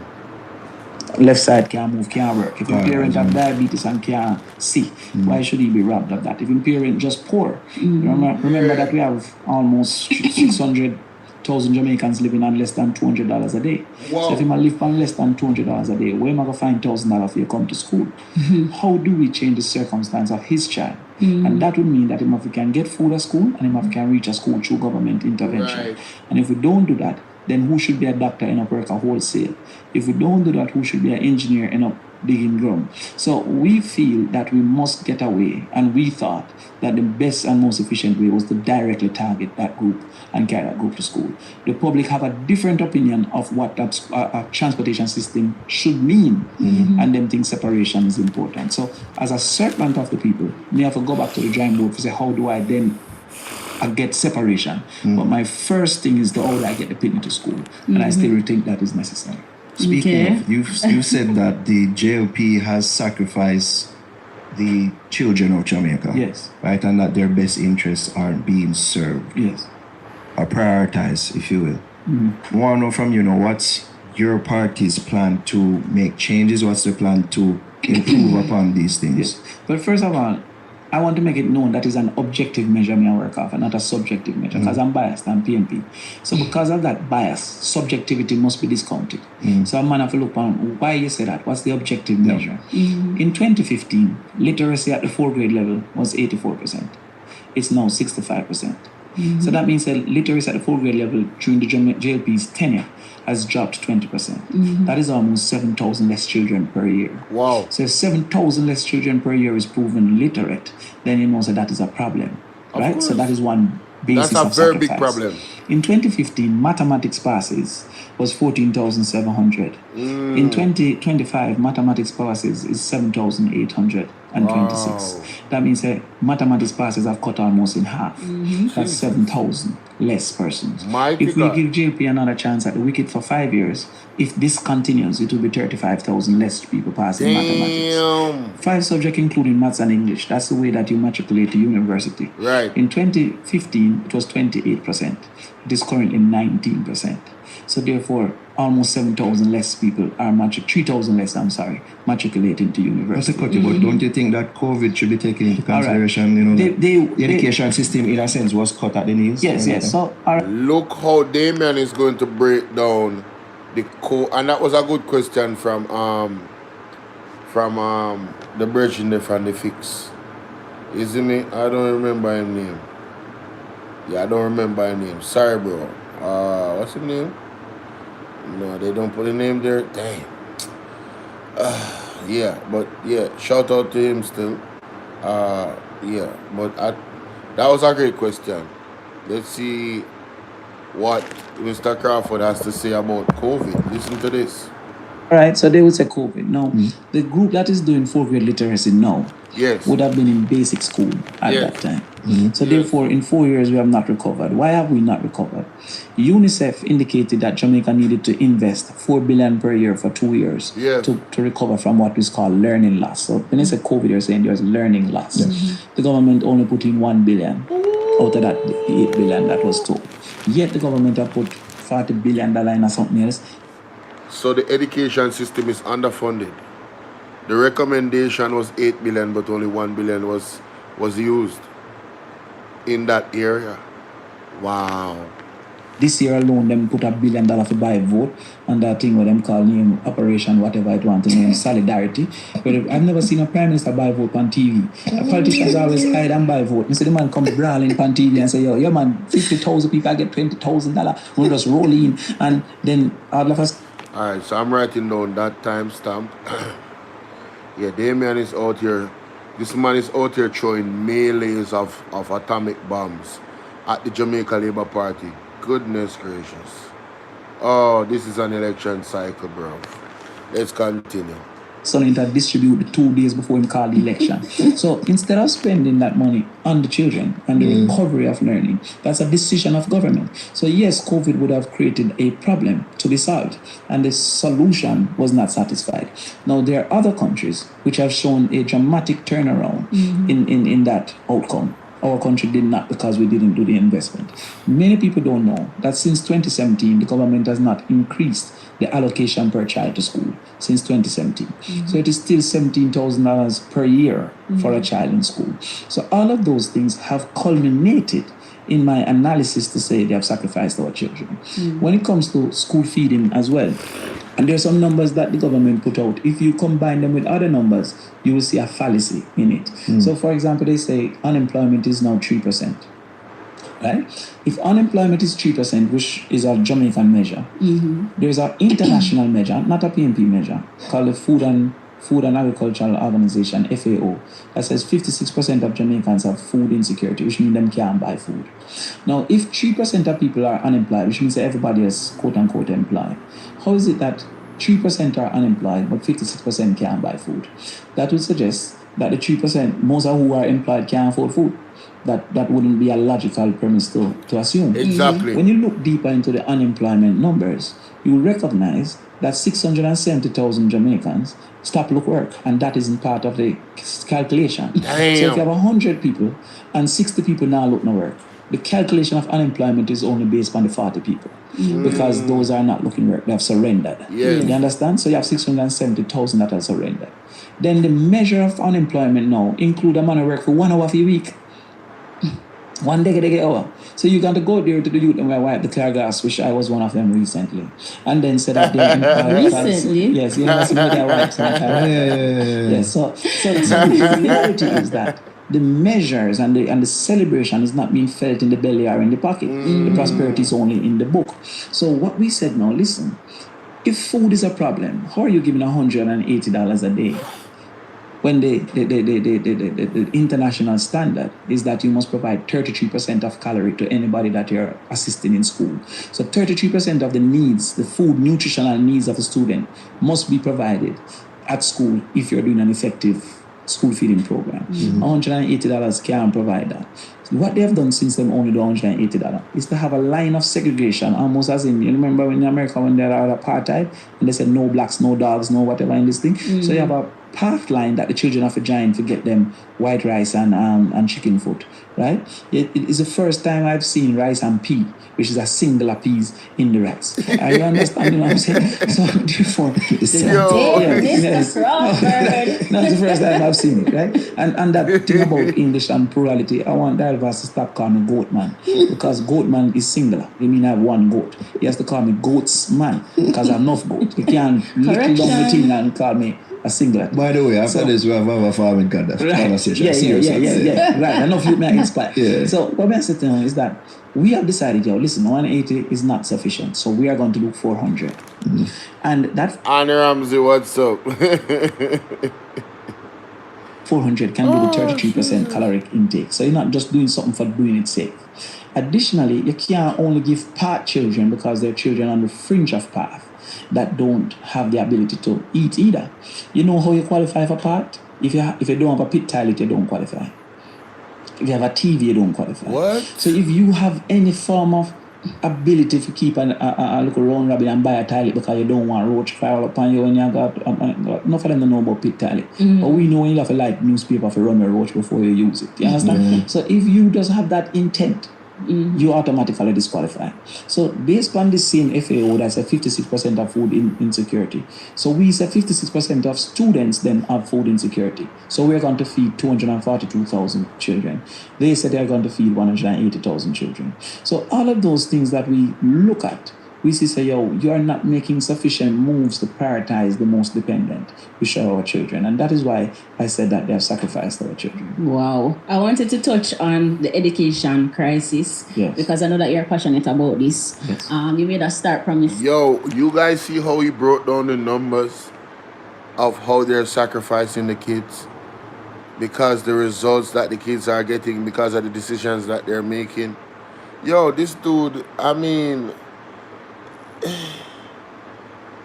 who is as competent, who is as passionate, who is as driven over by the Jamaica Labour Party when it comes on to our children growing up and, exceeding their potential through education? I don't think there's a single other human being over by the Jamaica Labour Party side that is as driven and passionate and has the know-it-all, he just have the brain, brother. Yo, if it's for all the people that are hung up about Mark Golding's color of his skin, and I'm talking about the labor rights them, vote for PMP because you love your kids. Alright? And you want them to have access to education, right? You want them to have a hot meal through the East program, and as the economy grows, breakfast as well. I don't know if you guys remember that the PMP committed to that.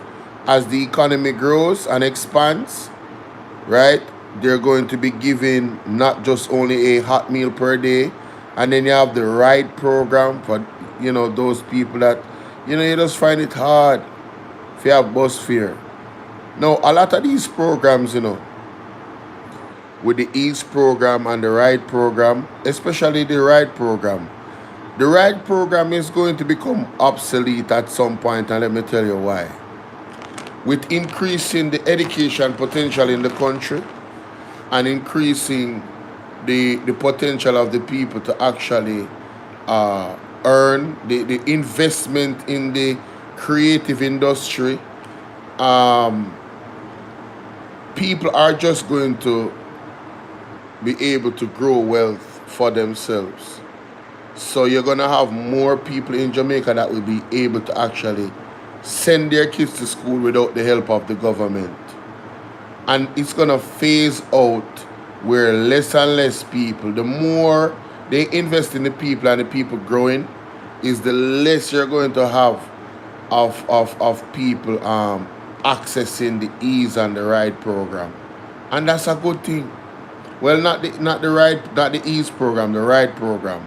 I'm just speaking specifically about the government giving you $500 to send your children to school, to make sure they're at school, so that there's no excuses that they don't reach to school. But in the meantime, the money from the ride program will be going into the local market.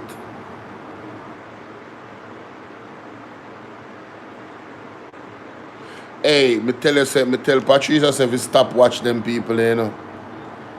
Patricia, stop watch them people. Shun the evil. Anytime I see them, just scroll past them. You know what me do? I click on them stuff and put not interested to see. Once me see certain people, I'm not interested. Not interested. Don't recommend. That's what I do personally. You know what I mean? So yeah. But yeah, man, this is an excellent thing. I love how him break that down a while ago to show how much the Jamaica Labour Party really don't care, you know. Recently, that I will fix it or die. Yeah. And there's genuine need for reform for the education system. We saw recently with the Pembroke Hall grade 7 students, 70% with the issue with reading, with literacy issues. How can we go about fixing this? First of all, there are multiple what we call gaps. Mm-hmm. So the achievement gap is the reality that we do have people who are doing well and we have people who are doing poorly. Mm-hmm. So that means that there is something intervening between those who are doing well and those who are doing poorly. If I still have Campion, then you still have Holy Trinity. You understand what I'm saying? Mm-hmm. So what is the reason why Campion is performing as Campion and what's the reason why Holy Trinity is not performing as Campion? Yeah. So the research shows that these are gaps that exist. See? So the performance gaps include one, attendance gap. Those who attend school more will get better grades than those who attend school less. So one thing the government have to fix is the attendance gap. So that is why we were fighting with the right thing. So you have to fix the attendance gap. You have to make those who are not going to school, go to school. Another thing is the early exposure gap. So the early exposure gap is who go to school early as versus who go to school late. You understand? So those who go to school earlier, they have often had a greater opportunity. I mean, when you say earlier, what do you mean? In regards to age? When you're little, yeah. All right. So the brain function, the first 1,000 days is where 80% of the brain function evolves. And as I've said, every single time I talk about that, the first time I heard about it was from Royal Reed. So Royal Reed is the first person introduced to me brain builders, that period between 0 and 3, that 80% of the function of the brain, how the brain function developed. And he came up with an idea called a brain builder center, that he was going to build out centers as infant school. So it's not that he was a fool, but the thiefness did kind of get him out. So Damn. you guys see how Damian Crawford give people them credit? I respect that. Yeah, Royal Reed, sticky fingers, but adhesive fingers them say. But that thing he talked about, that is a comprehensive approach to teaching. And I think the Chinese have been doing it for years, and that's why their kids are so brilliant. You know, they're into all different types of things. You know, they throw a lot of things at them at an early age. So their brain function is at a high IQ. And we are no different. We just need the right programs in place so our children can maximize their true potential. And so we can have more inventors in Jamaica, more engineers, you know? Right. Let's continue. When I heard that, it immediately lodged in my mind that our school intervention start at 3. But the first 1,000 days is how your brain develops. So if you look at the first 1,000 days, it's before 3, since each year is 365 days. So therefore, when we start to intervene, seemingly it's too late. Right. Not from a learning to read, but from a function of the brain, inquisitive, creative brain function. So what the PMP says, how are we going to then reduce the gap of early exposure? And one way to reduce the gap of early exposure is to partner with the churches to get the spaces, because one of the things that broke Royal Reed foot, other than the teething, is that the cost of the spaces would have been a negative to build out all these spaces. Right. So we come to boom and show our creativity and said there's unused spaces midweek called churches. Them really utilize the space Saturdays and Sunday. And they are disposed to education participation from long time. Yeah. Now for the best schools are church schools. So we link up the churches and say, would you be willing to offer your church hall? Because one day in every community, church and bar is the most prevalent within the society. And KFC. And KFC, well, KFC not as splintered, but the usage. See? And gambling is now getting Church there and too, bar right? for real. But church and bar is in every community. So if we can get the church hall within the community and then now do the brain building function, as in how your brain operates before even basic school. Now, a unintended benefit is the reintroduction of the parent into the workforce, because a lot of women having to provide their own childcare can't go back into the workforce until the child starts to go to some form of school. And if they can't pay for childcare, then they have to just come out of the workforce. Now imagine if you're too poor to pay for childcare, but you can't go work, then now you start having nutritional problems, all of them things, and then that also become a negative, because the child brain would be needing the food and the nutrients which you cannot buy. Everybody pre where I come from? Out here? All right, cool. So the first thing that we say is we're going to partner with the churches and then create this kind of this syllabus for brain building, right? And additionally, we're going to use technology to create a free-to-access app that tells you daily what you should be doing with your child based on the day of birth. So when the child reach 9 days, what you should be looking for, how you should be doing it, what are the brain functions. Right. So when you reach 1.5 years, what you should be doing on day 3 and day 5. So what you want to do is when you go into the app, it says you should make them play with stone to learn big from small. Focus on that. So for example, my daughter, and these apps exist by the way, it's just not free. So the unfortunate thing is those who can pay. So my daughter, when we go up a step, we count. When we come down the step, we count. So right now she can count to 20 with ease. Because every time we go up a step, 1, 2, 3, 4, You make 5, it a game. so it becomes something. Now these are things of making brain function. So as I said today, she said, Daddy, what are you doing? Me asleep before me come. She said, Daddy, what are you doing? I said, me asleep. It's not dark. This 2-year-old. Me start to say, brain our work. I should calculate up this right, this wrong. Are you understanding what I'm saying? Yeah. So we have give the people this app because we believe that is not worthlessness meant them not do it. It's lack of knowledge. You understand? But stick up in, can they do this without the app? Like, well, they don't have the information, but it don't have no cost. We make the app free. but suppose they not have no device for the app. Oh, well, no one they kind of look away. We don't the last portion they will not have a phone. But most of the people have access to phones. You understand? So once you have access to phones, you can download it. And if you don't need data, right? Then it's not at a cost. So that then start to make you now become a homeschool content for the child. So when them say water, then them say rain. So each data tell you, use these words, this, that, that. So for example, I've learned from our app where we have that when I'm going out, don't change. When you're going daddy, you don't change it every day. Oh, I'm going to church, you just say I'm going on the road. Because at this time, our capacity to understand multiple different things is a confusion. We're going daddy, I'm going to work. We're going daddy, I'm going to a meeting. We're going daddy, I'm going to an interview. She start to get confused. Oh, yeah, I'm going on the road. Yeah. Eventually, it will reach to where you start to differentiate what means going on the road. So therefore, the brain functioning is the first component. We have to fix that. Right. The other gap that you recognize, and then we have to fix the basic school as well. And one of the ways to fix the basic school with technology is to make it become a force multiplier. How it becomes a force multiplier? A excellent teacher can now write all lesson plans, and then that lesson plan then AI assist the person. So what you do is to get the excellent teachers to train the AI modules. You get where I come from? And then the person go into the AI module and say, I have this student XYZ. Then we have to go to literacy. What we recognize is that the school structure is a 3-6-3-2. Oh, by the way, I like the I like the idea about incorporating the churches, because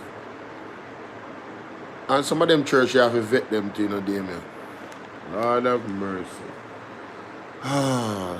What a time we live in. You have to go vet some of them churches because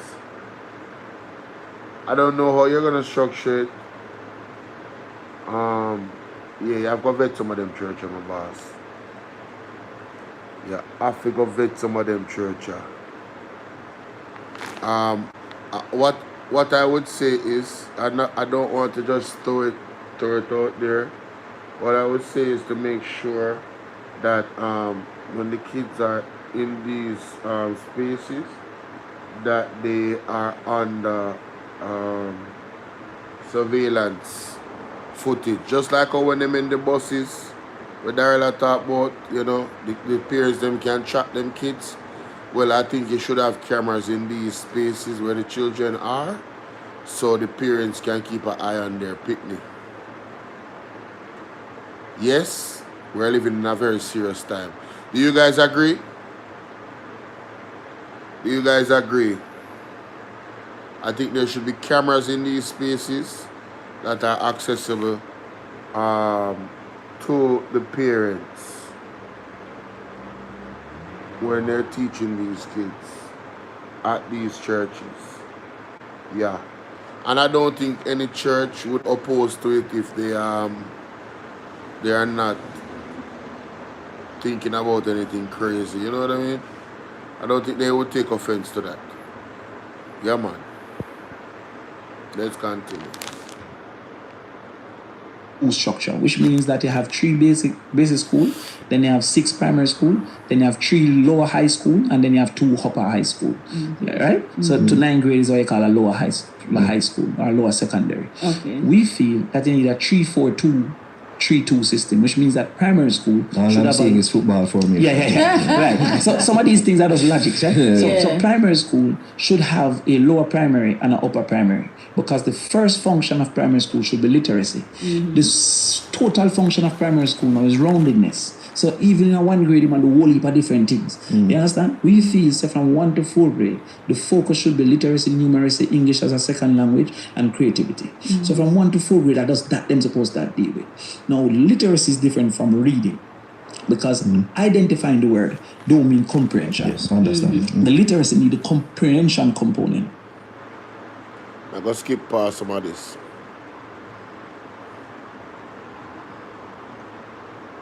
So they put a time that was so improbable. Yeah. Can't remember healthcare and all them things they improve now. Them time they get all a scrape and just dead, You understand? Yeah. So these people don't put that system. Are you understanding what I'm saying? So most of who own something, inherit land, whatever, and then they became wealthy. Get where I come from? So where NHT, Operation Pride, Land for the Landless have always been in an effort to create. One of the ways that we're going to solve housing is to make ownership of land be easier. And so one of the laws that we had since 1838, when the slavery was going to end, that's an important year, right? When slavery was going to end, the white individuals who had control of Jamaica's governance.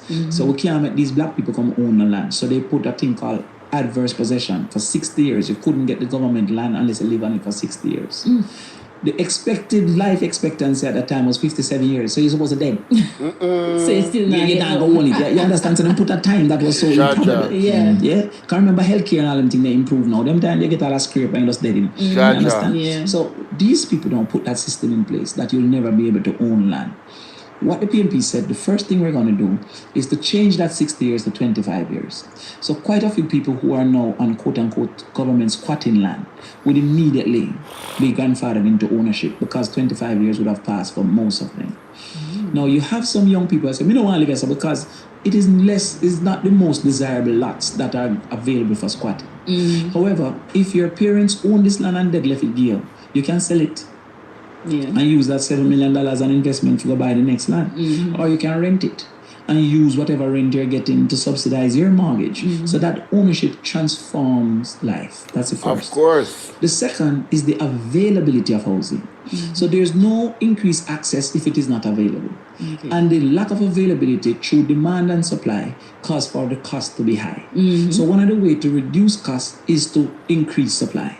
Okay. You understand what I'm saying? So if you have... So I totally get it. Build more houses, so supply and demand rules businesses. So the more houses that are out there, it's going to level the market to a level to take down the prices of these houses.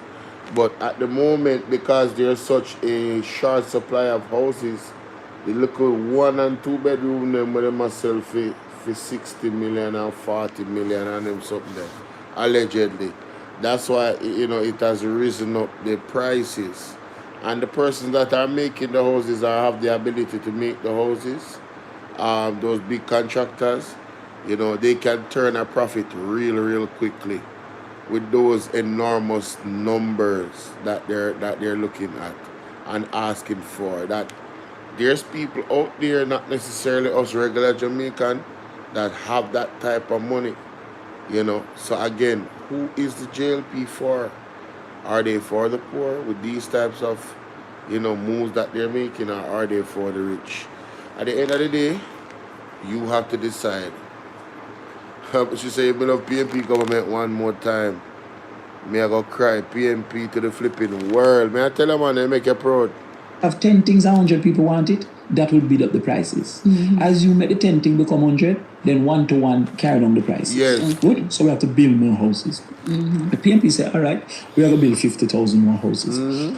But not only are we going to build these houses, we are going to splinter it to ensure each area gets some. Yeah, so man. every constituency will get 500. Yes. Because one of the negatives of concentrating construction is urban migration. So when you build all of the houses in Kingston and Portmore and all over, people start to move towards that space. Hold on, before Damian go further, say I listen to Dre Bryan show up and talk your mind TV in a night. And he mentioned something about Southwest Center, and the man said up at the area where I'm there, the man said the only area, one of the only areas in Jamaica, if not the only area, where there's no formal housing. What's the terminology he used? Like, you would have a housing scheme. Excuse me. You would have a housing scheme. Him says Xavier Main did promise them something, but that was like from 2016 and then in 2020. Don't quote me on that, But I remember him saying in 2020 that allegedly he put up sign about this quote-unquote housing scheme where them are going to build. Up to now, ladies and gentlemen. Up to now. That body in Paul, jeez, and people, when me hear Dre Bryan say it, I say, no, sir. That body, the man say, yo, the people them up at that area there, them tired. You have some place where they must support JLP for all 50 years. And zero development in a them area there. And equally there's places in Jamaica where the PMP have been getting, just great support from, and the PMP need to do better. But you know, one thing I admit, one thing I like about the PMP from the leadership that's shaped down, they're not afraid to admit, say, yo, listen, we understand the situation and these are our plans to solve it. Hasn't the PMP touched on every single, almost every single concern of the people of Jamaica? And if not every single one, they have really touched on a large majority of them. And in this, you know, I'm just proud of them, man. Yo, them shot, brother. Them shot. Getting it overcrowded, traffic, all of them things that become a problem. Right. School and all of that. So we have to build that 500. So we have to increase the number of houses. Then now, having done that, we have to say, how do we make sure people get access to houses, which is where the rent-to-own come in. Yes. So there's two reasons why we came up with rent-to-own. There's a whole section of Jamaica that don't have a payslip, which is a number one requirement for a mortgage. You have a carrying 3 payslip. Yes. So enough people who do entertainment, enough people who do barbering, enough people that is in the informal and do them own hustling, farming, enough people who do vending, they don't have a payslip. Right. So by extension, they're disqualified from access to a mortgage. Jaja. We say, what is the reason for the payslip? The reason for the payslip is proof of affordability. You prove that you can afford it. Good. Now we say if you rent this for 6 months, that is equal proof that you can afford it. You paid the mortgage in the form of a rent. But we couldn't make it a mortgage before we have proof. So that rental scheme is to where you prove that you can afford it. See? So you pay the rent. When you pay the rent, if you pay for 6 months, isn't that greater proof than if you show a salary slip? Are you understanding what I'm saying? I get the time for somebody like me. This makes a lot of sense. All right. Most times it makes sense. Some people want to look at 10% Most at a time. times. Yeah, most times. It's not just feelings, right? Right. Them try to style that, but them around for teeth me idea. You know what I'm saying? Everything is them teeth. More time than in a yard of people me get. So watch me now. So when we look at this thing now, we're saying, you know, these people that don't have that will rent. But because the government is not a profit-seeking entity, after your 6 months, 3 months goes towards your down payment. So therefore, half of what you have paid in rent goes in your down payment. Because we're not a profit-seeking entity, we're a service entity. Now, that down payment now, it transitions into a mortgage. So therefore, the same money where they pay for rent no longer serves as a rent, as a mortgage. So that is the first person that it targets. The second person is a person that is caught in the spiral of rent because them can't save because of rent. Right. So this person have a $200,000 a month. Of that, because they don't want to live any and everywhere or whatever, them afraid and whatever, them go in an apartment for 100,000. Then them have to pay them car note for 25,000. Supermarket. Then now eventually have to go supermarket for 140,000. Them still have to go back to work. And then the mother have to get one little thing because she have diabetes. Then them little sister still in a high school. So by the time mid-month, she start to beg somebody for 10 grand because she broke. That person will never get into owning a home because that 100,000 keep a drain them into somebody else's mortgage. Are you understanding? Yeah. So the rich man buy a house and rent it and then you pay his mortgage.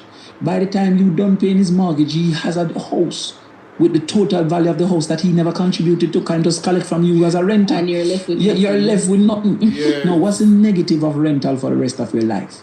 At some point, you stop earning.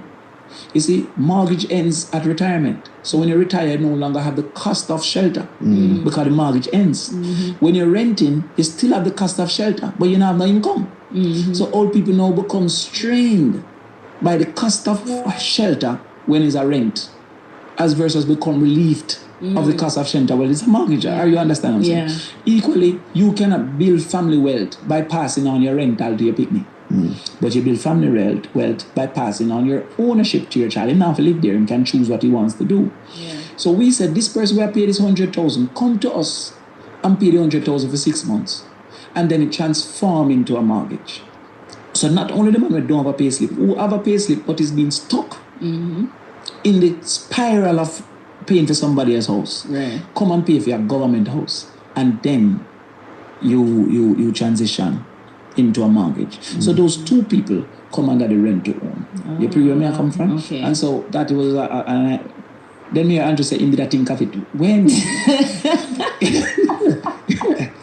Well, one thing that they did think of was 1.5 million in the tax income threshold. And that was something that the PNP was saying, no, that's not possible. And now we're hearing talks of, if we are in power, it will be 3.5 million. A lot of people are calling BS on this and say this is a fantastical figure that will eventually bankrupt the nation. All right, so I'm going to look into Mr. Matsman, what do you say to that? I'm going to look into that. First of all, like a relationship, policy is Can I just say how much of a greatly worded question that was from the interviewer? Because it's one of the things that they're trying to discredit the $3.5 million threshold being raised.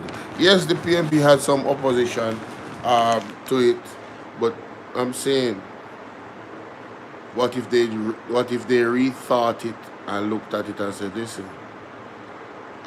if we do it this way, then it's gonna have a greater impact instead of what they were doing.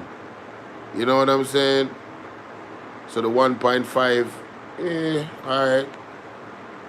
Let's really revolutionize the change that is necessary to get our people really taking their lives to another level. I think it's great, but let's hear what Damian got to say. Great question. Man, what do you say to that? I'm going to look into that. First of all, like a relationship, policy is a construct of time and space. So you see, when you come and look at like your husband, you're married, right? Good. So your husband, you're at a party. Yo, she's married, right? I hope she is. She's a cutie, and she been doing this for a minute.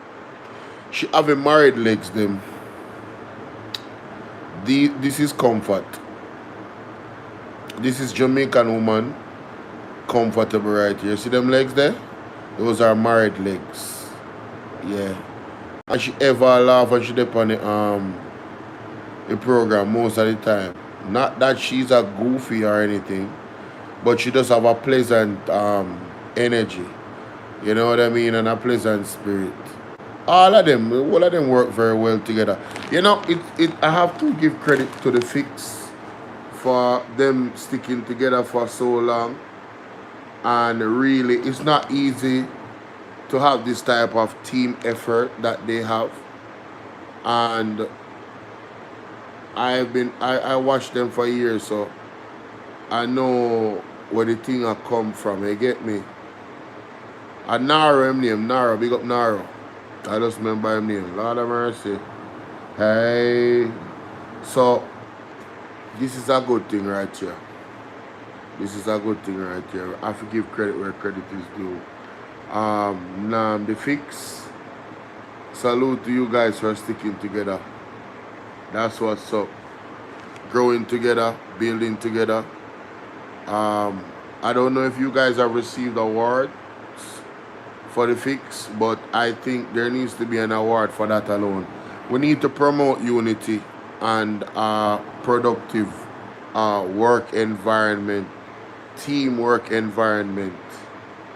And if it's to highlight it and big them up so other persons are motivated to do the same, hey, not necessarily in this format, but I'm looking at the teamwork aspect of it. Big up, salute to you guys, man. For real. Let's continue. Check out for real. Yes. At a particular time, and you met him, and you were both single, and it worked out. I don't know if you were both single, come and talk to this. Plot twist. But it was a reality. That time and that place was the right time. Yes. Good. Now, if it was at the wrong time or the wrong place, maybe if you never got that event, you would see him. So that's how relationships evolve. So too policy. At this time was the reality. In 2016, was it 2016, when the JP came with their 1.5, the country was just coming out of a very difficult period. Right. Now, not only did they say 1.5, they say with no new taxes. At that time, we said, you can't do it without new taxes. Because they're saying they're going to build a car with square wheel. And we said, no, you have to have round wheel. And then they build a car with round wheel and say, tell us they're going to build a car. So they keep on saying, but they do 1.5, but they introduced new taxes. The first year of the JP government, they introduced a raft of taxes to satisfy the 1.5. Now the country has evolved to... Oh, now I get it. So the JLP introduced new taxes for the first year when they got into power, but they keep jumping around telling us about. Let me play that back. Wait a minute. See, this is why I have to listen to the teacher. You know? Hold on there. I think we just cracked the code, y'all. I think we just cracked the code, ladies and gentlemen. Damn. Let me play that on slow motion. You have to have wrong wheel. And then they be like here with wrong wheel. And say, me tell you, they're not going to be like here.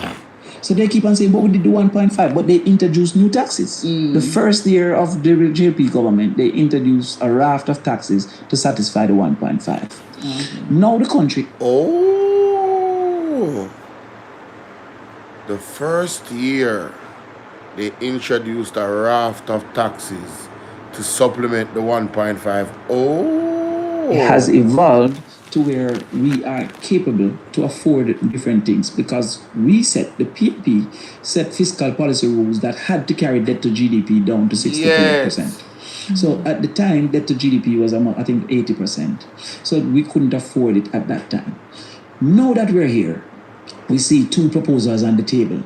The first proposal is the JLP that says they're going to change income tax rate from 25% to 15%. Now that means that the government will lose income, am I correct? Because they would have lose the 10% that you have reduced. Yeah. That is $90 billion. The PNP said, no, we not do it, sir. We will increase the threshold to 3.5 million. That is $55 billion. This is not my figures. This is Price Waterhouse having calculated what 3 million would be, and we use it to use a exponential of what 3 million would be versus 3.5 million would be. So the JLP's cost is 90 billion. The PNP's cost is 55 billion. The two of we have the same $100. But them will spend $90, so we can't afford $55. But them can afford $90. It is a contrary thing to me that every time PNP says something, them say how it will be funded. But when JLP says something, it's like JLP have them personal money. It's what? JLP rich personally, and I will use one of the 28 accounts I will fund it. Or the same budget exists. Now, how is it that we will fund it? No. That's a big question. No, listen. If this is how Damian Crawford is dealing with Andrew Holness in this interview, can you imagine later on, ladies and gentlemen, what Mark Gonis is going to do at the debate? Yo, wanna like up the live? I am burning the midnight oil with you guys. Like up the live for me, ladies and gentlemen. Double tap the screen, baby. Double tap the screen. You guys see it right there. You see the amount of people watching, and you see the like button. Literally, if you press the like symbol itself on the phone, you're supposed to be able to catch the like button. So let's get to 50 likes at least, man. Let's get to that. There's a thing called a fiscal policy paper. So each year when the government provide the budget, they also must provide a projection of what different things will be in a fiscal policy paper. It says that natural increase in revenues will be $147 billion in the next 3 years. Now, how can we not afford 55 billion out of 147 billion? This is their projections, JLP's projections. Yes. They are also planning to give up 90 billion. So how them can give up 90 billion but we can't give up 55 billion? What disqualify we? You understand? So the problem that I have for own country, is that concept. Now the second component is our $36 billion for our programs. And because of the billion, people might not understand. Any serious government must pay their debt and must pay their salaries. So the entire election is around the other rest of money we left after debt and salaries. Because no matter who the debt must be paid, salaries must be paid. Yeah. So $360 billion left. All right. So I'm just going to put it in context. We are the foster parents of the society. When you're government, you're the foster parent. You're the father of the nation. You have to take care of people. Your duty. So this father have $360,000. The priorities of feeding the children, of sending them to school, of giving health care, of sending them to university, of giving them access to housing is $36,000. He said 1,000, but he should have said million. $6,000 out of $360,000. Oh, I'm changing. Which father can legitimately say, I can't afford $36,000 out of $300,000? Oh, I see what he did there. He removed the billion and bring it to a small figure where most people can comprehend. So 360,000, right? And from that 360,000, yeah, let's play that back. That's a good one. This is the teacher right here. That's a good one. The other rest of money were left after debt and salaries. All right. So I'm just going to put it in context. We're the foster parents of the society. Yes. When you're government, you're the foster parent. You're the father of the nation. You have to take care of people. Your duty. So this father have $360,000.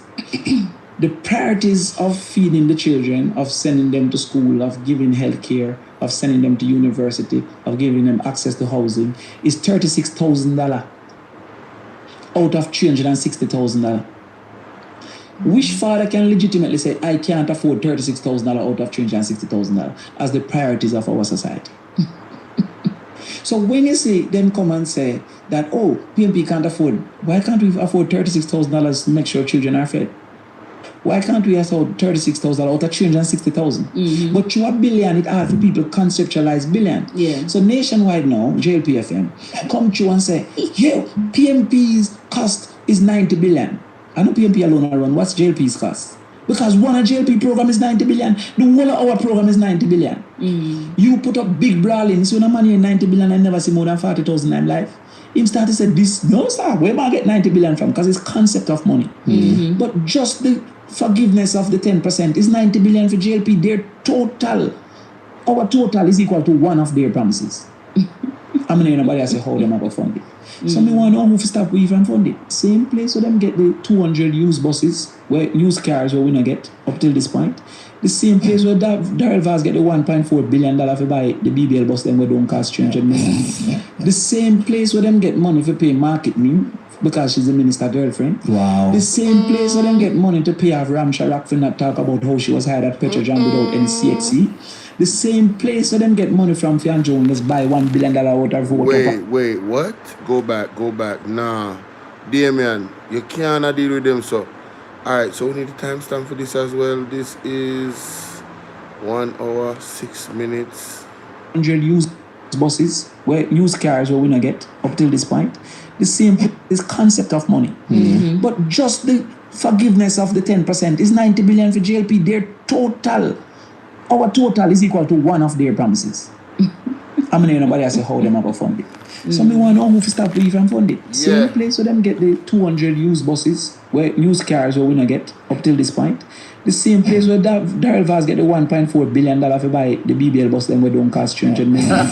The same place where them get money for pay market me because she's the minister girlfriend. Wow. The same place where them get money to pay off Ram Sharak for not talk about how she was hired at Petrojam without any CXC. Somebody was hired at Petrojam without CXC? What? That was the part that caught me. What? What? So the links thing, the corruption thing again, I mash up Jamaica. Wow. The same place where them get money from Fian Jones buy $1 billion out of vote up on the TV. The same place where them get money to do the things that they are promising is the same place we will get money to do it. What is mathematically undeniable is that 10% of what is available is not unaffordable. And none of what we have said can be deemed to be unnecessary. Is it unnecessary to give children food if they're hungry? Is it unnecessary to give them health care? Is it unnecessary to make you can own a home? Is it unnecessary to do a first in the family scholarship so that a person isn't burdened by the cost of student loan when them should be bailing out their family out of debt and out of poverty? None of those. So them can't say the idea is unnecessary. So they come with a cost. But you see, those who know the cost of everything often don't know the value of nothing. We start with the value. Then we analyze the cost and recognize that it is within the budget. And we will utilize the budget to do that. I think I can that. One more question because, election. I question. If me actually if you left, me have look one time. No. We have time. Remember say for later. Yes. But a lot of young people feel so I think this is a topic of discussion that we've had with you a lot of times when you're up here, that they're disillusioned with the government, they're disillusioned with politics. Yes. I want to know what's the PNP's plan to restore the faith in politicians and even government officials if it's that, you come into power? Because I feel like, you mentioned how much, scandals and investigation going on in the jail. But the fact of the matter is there's been other scandals on the orange side as well. So but not to the level that we're seeing now. But two sides them said it. But still, what can be done? Performance. You have to perform. One of the things that the people are having a problem with is that they don't believe that it is possible. See, one of the things that PJ Patterson have taught me when I was depressed about people not wanting education and not wanting the things I'm proposing. You remember when I was in Israel and demonstrated education can and picnic can vote, and I was like depressed about it. And he said, what is the problem is not the concept, is the confidence. He said they don't have the confidence that it will work for them. So when you tell me it's a 20-year time I have a degree per household, if him think him dunce and him inherit him dunceness, him not think that will happen for you. When you say me I give you a goat and then that turn in a herd a goat, if him think him goat go dead, I waste of time to give me this goat. So the lack of confidence within the people make the policy proposals sound as if it's not for me. Now, that lack of confidence in themselves is one thing, but the lack of confidence in the politician is a bigger thing. So what you say now gonna happen. So since what you say now gonna happen, it doesn't make sense me listen to what you say. Now, the more you start to prove that what you said happened, is the more that confidence is going to grow. Are you understanding what I'm saying? So me come and say, yo, I'm gonna fix education, I'm gonna do everything. If 5 years come and you see the same 65%, you'll say, I'll rest for 3 minutes. Are you understanding? If 5 years come down and see it reach 70%, it might have reached 80. But you start to see trajectory. You start to see evidence. When I build my house, every time something do, you're excited. When they build the foundation, they take 1 million foundation picture. Then when they put up the steel, they come and take steel picture. Then when they put the block, so as you see progress, you start to gain confidence. So the only thing the PMP can legitimately do to rebuild confidence is to deliver. And then to be truthful if you're not delivering. Yes. And so I think that is what we have to do. You can't go cut a ribbon for every house where you open. And then when you do the maths, it's 30 houses you do per year. And you say that you need 6,000 of those houses. Embarrassing. It take 200 years. So when time a man look into that, he must say, oh, this a man take me for fool. Because I cut so much ribbon that me think say 1 million house a bill. Yes. But him not go done till 200 years. Neither me nor him not go there for 200 years. You understand? By that time, space tax is a thing for real. You understand? so Yo, Damian Crawford is just very practical and brilliant, brother. You hear how the man answer question. It's clear. You have to perform. You have to perform for the people. That are the only way they are going to build any confidence. When them see them neighbor, few of them neighbor around them, get one of the rent to own house, then the man go say, wait a minute, breaks. Hold up. So this is real? So you are paying rent right now, and this is your house. And the land that it's on, it's an NHT house, and the land that it's on, you're telling me that you own the land as well? And you can use this title to go to the bank and borrow against the land itself? Brr.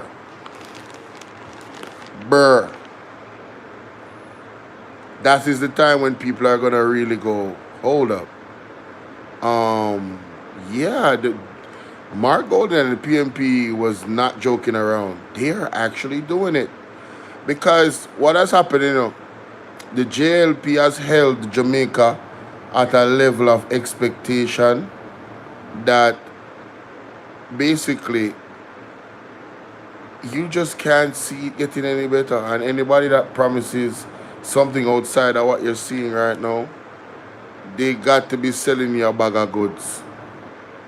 And you can see the corruption and how the corruption has played an integral role in a lot of the money disappearing and not doing, and not being used for programs that would directly benefit a lot of people in the country. I don't know if you guys remember what Senator Donna Scott Motley said. And she said it on Andre program on Midday Connection as well. She said it at the conference of the PMP, the Manifesto Light. She said that Siaga, I don't remember, Metri Siaga said that corruption cost them $735 million US. in 2019, I believe. $735 million US. So he knows that tells you like how much corruption can actually take from a society. 735 million US. Come on, man. Come on. Is it million or billion? I think it's billion. I don't remember. I'll go and check. Oh, that's space. Yeah. That is what I have to do. That's what Alfred have to do. That's what Mark have to do. Is to deliver, if we're victorious. And I hope that we will be victorious. Well, Okay. one more thing. Why should people vote for PNP? I'm not saying it's not that. Yeah. Why would you say that people should vote PNP? I said people should vote for PNP because the PNP should win. And there's two reasons the PNP should win. The first is by what the JP has done, they should lose. Had we had a mason that tell me said $2 million to fix my house, and when I got a friend and come back and said $22 million to fix the house, me and him would have fight. And I wouldn't pay him and I wouldn't give him no other work. That's literally, it would be a fight. Literally. what Tufton have done with Cornwall Region. Exactly. It was supposed to be $2 billion and it reached $22 billion. Yes, class prefect, it cost Jamaica 5% of GDP, which was 735 million US. And calculate that in a Jamaican, times that by 155 or 160. Had I gone to a teacher, context matters there, but as I would say. Context would matter. I'm a host, but me and him still a fight because he did the analysis. And then he tell me said the overrun is 11 times. If the overrun was just $1 million, maybe me accept it. If I give a teacher my data and she had 84%, and when it done, she come back at 65%, I'd have fired that teacher. So it is now time for the results to show, and the results are not showing in the people's life and their survival. But the level of corruption and thievery, there must be a punishment for it. Politicians can't believe that they can be so wanton and so blatant. This is true. In thievery. Across the board. So therefore, right. So each time the man show that wantonness, eventually I'm going to realize punishment is on the horizon. And then I hope that that punishment characterize is corruption and is thievery. So that's why one by one they're going to jail? That's why we have to do that. Because first of all, every virgin of a politician now expect these to continue now. The friendship in contracts. Every girl when a politician expect her work, even if she's not qualified. Don't forget that they fired somebody at Petrojam, hired this lady that wasn't qualified for the job, then gave her a raise. At some hurdle you should have dropped. You understand? If she's not qualified, all right, then keep the same money. You give her a raise and then pick. What? No, class prefect, do you have an article about that you could send me? Because what he's referencing, Petrojam and the person that got hired, and then they got a raise, but they didn't have CXCs. Bro, no, bro. Come on, man. Come on. Here to be silent. What? So they must be punished. So the GLP should lose. And then the second reason I think the PNP should win is that we have better policies. On a comparison, even when you look at the 3.5 versus the reduction, in the reduction of interest rate, of income tax, the teacher will get $30,000. Andrew Holness will make $28 million, will get $2.6 million. Wow. So Andrew Holness will benefit $2.6 million when the teacher benefit $30,000. Under our system, Andrew Holness benefit $200,000, the teacher benefit $80,000. So there's greater equity. So what Andrew really tried to do was to give himself a next raise. He thought I was busy. But I see you and see say you really try to get $2.6 million for yourself. It is a plan that benefits the wealthy. The PMP's plan, the first in the family, that is a plan that benefits the poor. The school feeding, that's a plan that benefits the poor. The rent to own, that's a plan that benefits the poor. You can see a desire for equity in the PMP's proposals. You don't see an equal desire for equity. Not taxing overtime, not taxing tips. Those are desires for equity. What JP said, not taxing bank. You understand? So we have proven ourselves to be the People's Party, the poor People's Party. Oh, and by extension, she was allegedly one of craving it woman them. Oh. And because the average Jamaican would conceive himself as not wealthy. I believe but him a the girl them bubble gum. Him a the girl them bubble gum.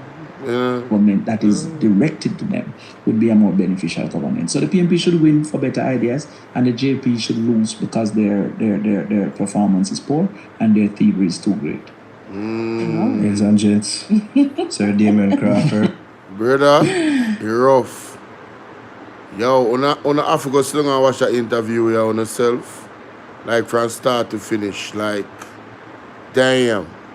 Shout out to the fix. Shout out to the fix. You see me? Let me see. Oh, I so long ago they don't do a live. Sorry. This was 11 hours ago. Yeah, man, no go check out this one. Check it out, check it out, check it out. Alright. Now, somebody sent me this. It's a 3-minute video. Thank you guys for being here. Check this out real quick. This is kind of disturbing. Seriously. I am disturbed. Mr. Prime Minister, I call out for your big bargain. Take a look at this water and tell me if it's healthy for people to drink. Human. Tell me if it's healthy for human to drink. A couple of years ago, they cut a ribbon in a rock river for a tank. From then until now, the tank's still empty. The rock river people in want water. And the spring where they get water from now and then, when water come up pipe, the spring where they get water from now and then, it not clean. Only animals should not drink from that type of water. People take a look at this spring and tell me if you think it healthy, you man drink. Send to the tank in Rakuba, and this is water supply Tommy King, Marisol, Rock River, Brown High School, they put in them there. Everywhere in Rakuba, this supply. Everywhere in Rakuba, this supply. I have a council like Uriah Mitchell, we are called upon you today. You have to come down to. You need to come down. You need to come down. And you know, you have to buy water. How much you want to water? $5,000, what not buy water? Daniel, got it. That is water you have to know there. We have to put in our system, we have to empty. Then say me a troublemaker. Then say me a troublemaker. I'm telling you from your heart. Some love my community. You don't know why I have a special love for my community that's not been like before. I want to see it. You want to see it. Look again. Look at the spring with it. Down a spring with it. Down a spring with it. See it? When we are 12, 13, 14, 15, 16, don't you say no look, sir? Look, see that?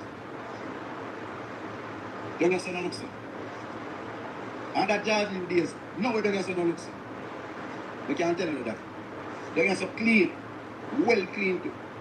Spring around good, water around good. So, we're sure the tank up there can full. We're sure it can full. We're sure it tank can full. How we use to full, I will get water in a Rakuba. We're sure the tank can full, I will get water in a Rakuba. Look, it is open as a book. This is the reason why we can't get water. See? The whole of water around. See water there run down the river? Look, see? The whole of water around. No proper facility. No proper nothing. Look, see? Look, see? Nothing at all. See pump house. Nothing. Nothing at all. Nothing.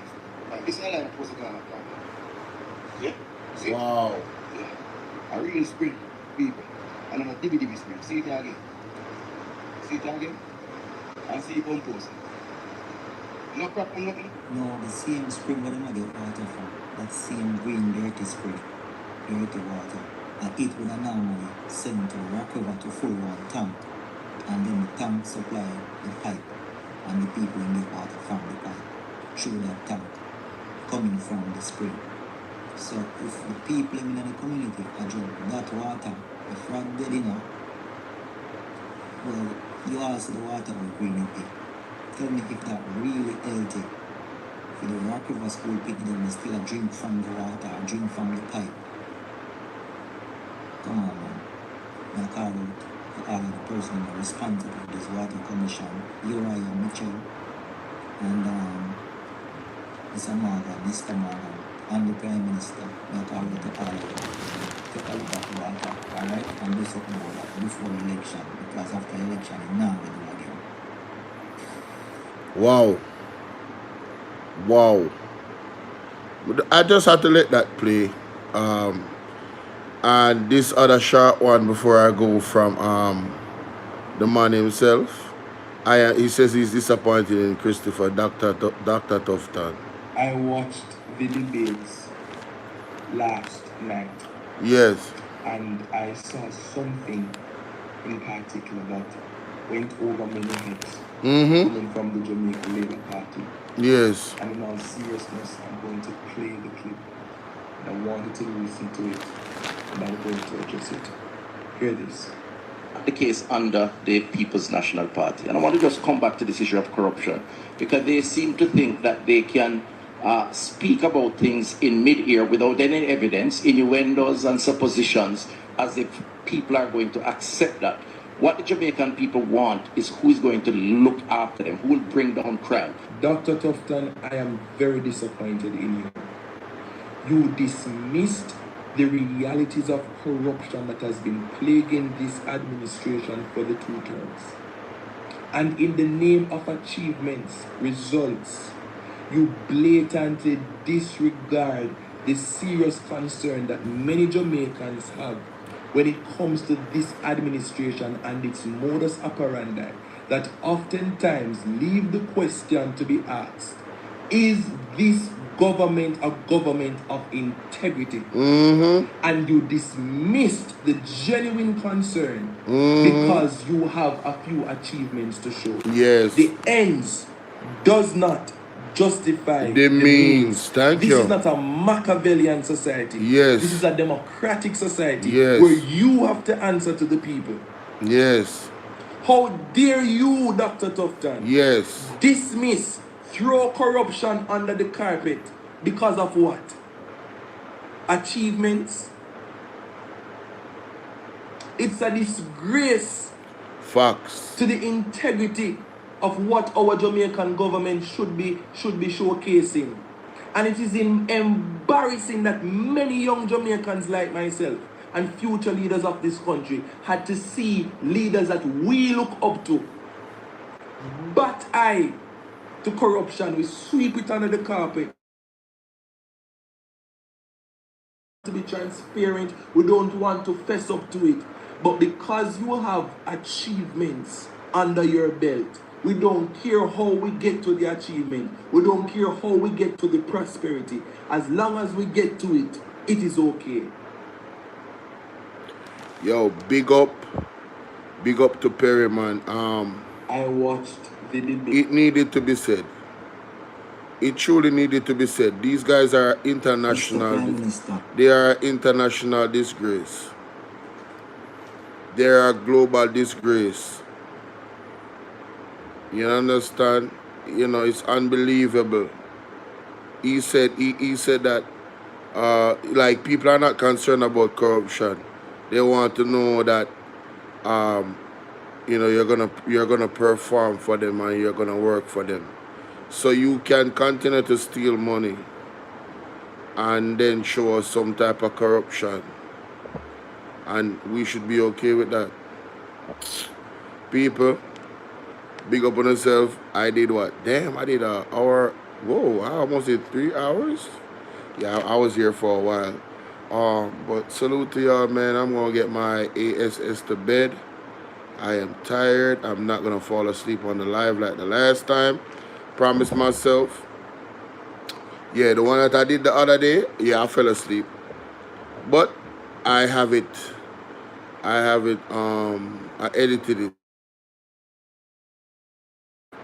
When it's finished editing, I shall be posting it back again and putting it public. Yeah, man. It's supposed to be editing still. Yeah, man. Yeah, man. So when it cut down to size, we shall be back. Bless upon yourself, people. Have on yourself a good one. See you guys Later on in the midday, maybe 11, 11, 12, and then, oh, by the way, before I go, if you guys haven't caught this video that I did, this one, let me just refresh this. Yeah, man, please go and catch this video, guys. Ralston Hyman fact checks and exposed Faval and Tufton, plus debunk Finsack. Guys, watch this video. This want this go viral. Ralston Hyman was, oh my God. Shout out to Portland Spice TV. Yo, watch this. Watch this. I added some flair to it because at the end, throwback to mathematics. But Ralston, if the Minister of Finance, I added some flair to it because I went to this article that he mentioned that debunks this thing about Finsack and Peter Bunting and Mark Golding. Yeah, I went to an article and yeah, the more and more evidence is coming out that this Finsack argument that they're throwing out there is a very, very desperate attempt to pin Mark Golding to something and Peter Bunting to something, and you see how they pushed it in the debate to their own detriment, because the way how Peter Bunting dealt with it was expert. So he basically said, listen, my assets and liabilities are public and it's proven, yours are not. That ended all conversation. Yeah, that ended all conversation, you know what I mean? But we have to play the Daryl Vaz, man. We have to play the Daryl Vaz before we go. Vote them out. Yeah, man. Vote them out. Yeah, man. Vote them out. Yeah, you man. Know why? Yeah, you man. Know why? You know why? Tell us. You want to vote them out? Tell Not us. because you're JLP.